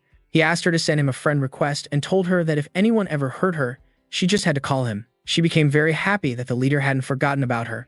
The problem for him now was that he was at a very high level and didn't know where to farm. Meanwhile, everyone was gathering in front of the underground cavern, where people were trying to organize some groups to do the dungeon, but he decided to go in alone and see if there was anything secret in there. The creatures were extremely easy. Even the level 23 boss was no challenge. It would really only be worth it if he found something secret like in the previous dungeon. When you do things too quickly, a secret part unlocks, and with that he received a warning that the Abyssal Zombie King was approaching. 5 minutes later, the ground began to crack and the creature emerged from beneath him. It was a level 30 diamond rank boss. Lu Chen took 4,000 damage to the chest, was also blinded for 3 seconds, and lost physical defense and movement speed, and also lost 3% of his max health per second for 10 seconds. He was now scared by the strength of that boss. If it continued like this, he would have no way to beat it. He managed to dodge that attack and realized that in 4 hits he would be dead. However, he wasn't afraid, as the boss was relatively slow and he continued to attack it while dodging. The problem was that the boss had a lot of defense and HP, and when he took a bit of its health, the creature, it dove back into the ground. Lewin started to wonder if he would really die in that dungeon, and everyone received a notification that this area was temporarily paused until someone finished off the secret boss. The outcome of that fight would determine if they would have access to level 2 of this place. His sister was annoyed, because she was about to reach the boss and now she would be kicked out. Her friend told her it wasn't a problem, since it would unlock level 2. However, she didn't care and wanted to confront the shameless person who was ruining her progress, until her friend commented, obviously, that there was only one person on the server who would go against that boss alone. She asked if it was that guy, Nameless. Apparently, she didn't know that the guy who helped her was actually Nameless himself. Thanks to that incredible mask he wore in battle, Lewin was hitting the ground, but he couldn't manage to damage the boss. Even with the invisibility granted by the ghost, he couldn't locate the creature. Until, suddenly, the boss emerged from the ground in front of him. Since he was invisible, obviously, the boss couldn't know where he was. He took the opportunity to attack from behind and land some blows on the back of its neck. He did this for 30 minutes straight, until the creature was finally defeated. He obtained a zombie mask, in addition to several items, from the dungeon. He also got something very interesting, a recruitment order from that dungeon, which gave him the qualification to recruit a zombie king, in addition to the mask that reduced energy and movement speed, and the key he so desired, which granted access to the second level of that dungeon. At that moment, he activated the key, and everyone was impressed. This meant that the entire server could level up faster. As soon as our boy came out, he was still invisible, but his older sister was standing there. Curious, he took a look at his sister and saw that her gear was improving quite a bit. Apparently, she had learned to play well. He wanted to know what her level was and how strong she was, so he gave her a little tap just to see how much damage it would do. However, it caused a lot of damage due to the combos and filled her with poison. She started to walk, and he told her to stay still or the poison would only increase the damage, but unfortunately, she fell to the ground. The boy was in shock, as he had accidentally killed his own sister. Her friend, completely confused, asked who had attacked the poor girl. He didn't want to reveal it was him and was just thankful that no items had dropped. Then, he headed to another mountain. The key allowed him to open the next dungeon wherever he wanted, so he chose a slightly more isolated spot, and upon activating the item, a golden light ascended. This way, he made sure to be the first to enter that place and complete it. However, strangely, there didn't seem to be any monsters inside. It was actually a kind of personal dungeon, of which he was the owner. He could set a price for other players to enter, in addition to deciding what monsters and items would be available. He realized it was a way to make money without even having to play. He started spending a large amount of coins to raise the dungeon to level 20, and moreover, he could also buy some creatures to make available to everyone. He organized the region, and it was time to open for business. Afterwards, some players who saw the laser beam headed to the location and found the gate. People were shocked to see it was a player-created dungeon, and strangely, you could only enter alone. Live streamers seized the opportunity to hype up the place and showed everyone the new dungeon, created by the famous I'm the Only Savage. Since he set the mobs at a good level, many people started to go there to farm, and as a result, he was making money. The secret to his dungeon was that it dropped a lot of items, but, however, the entry fee increased every time you went in. This made greedy players go again and again to get likes on their streams and help me make more great content like this. What did you guys think of this story? I really love this story and adored it. I hope you guys like it too. Take care. Bros, oh,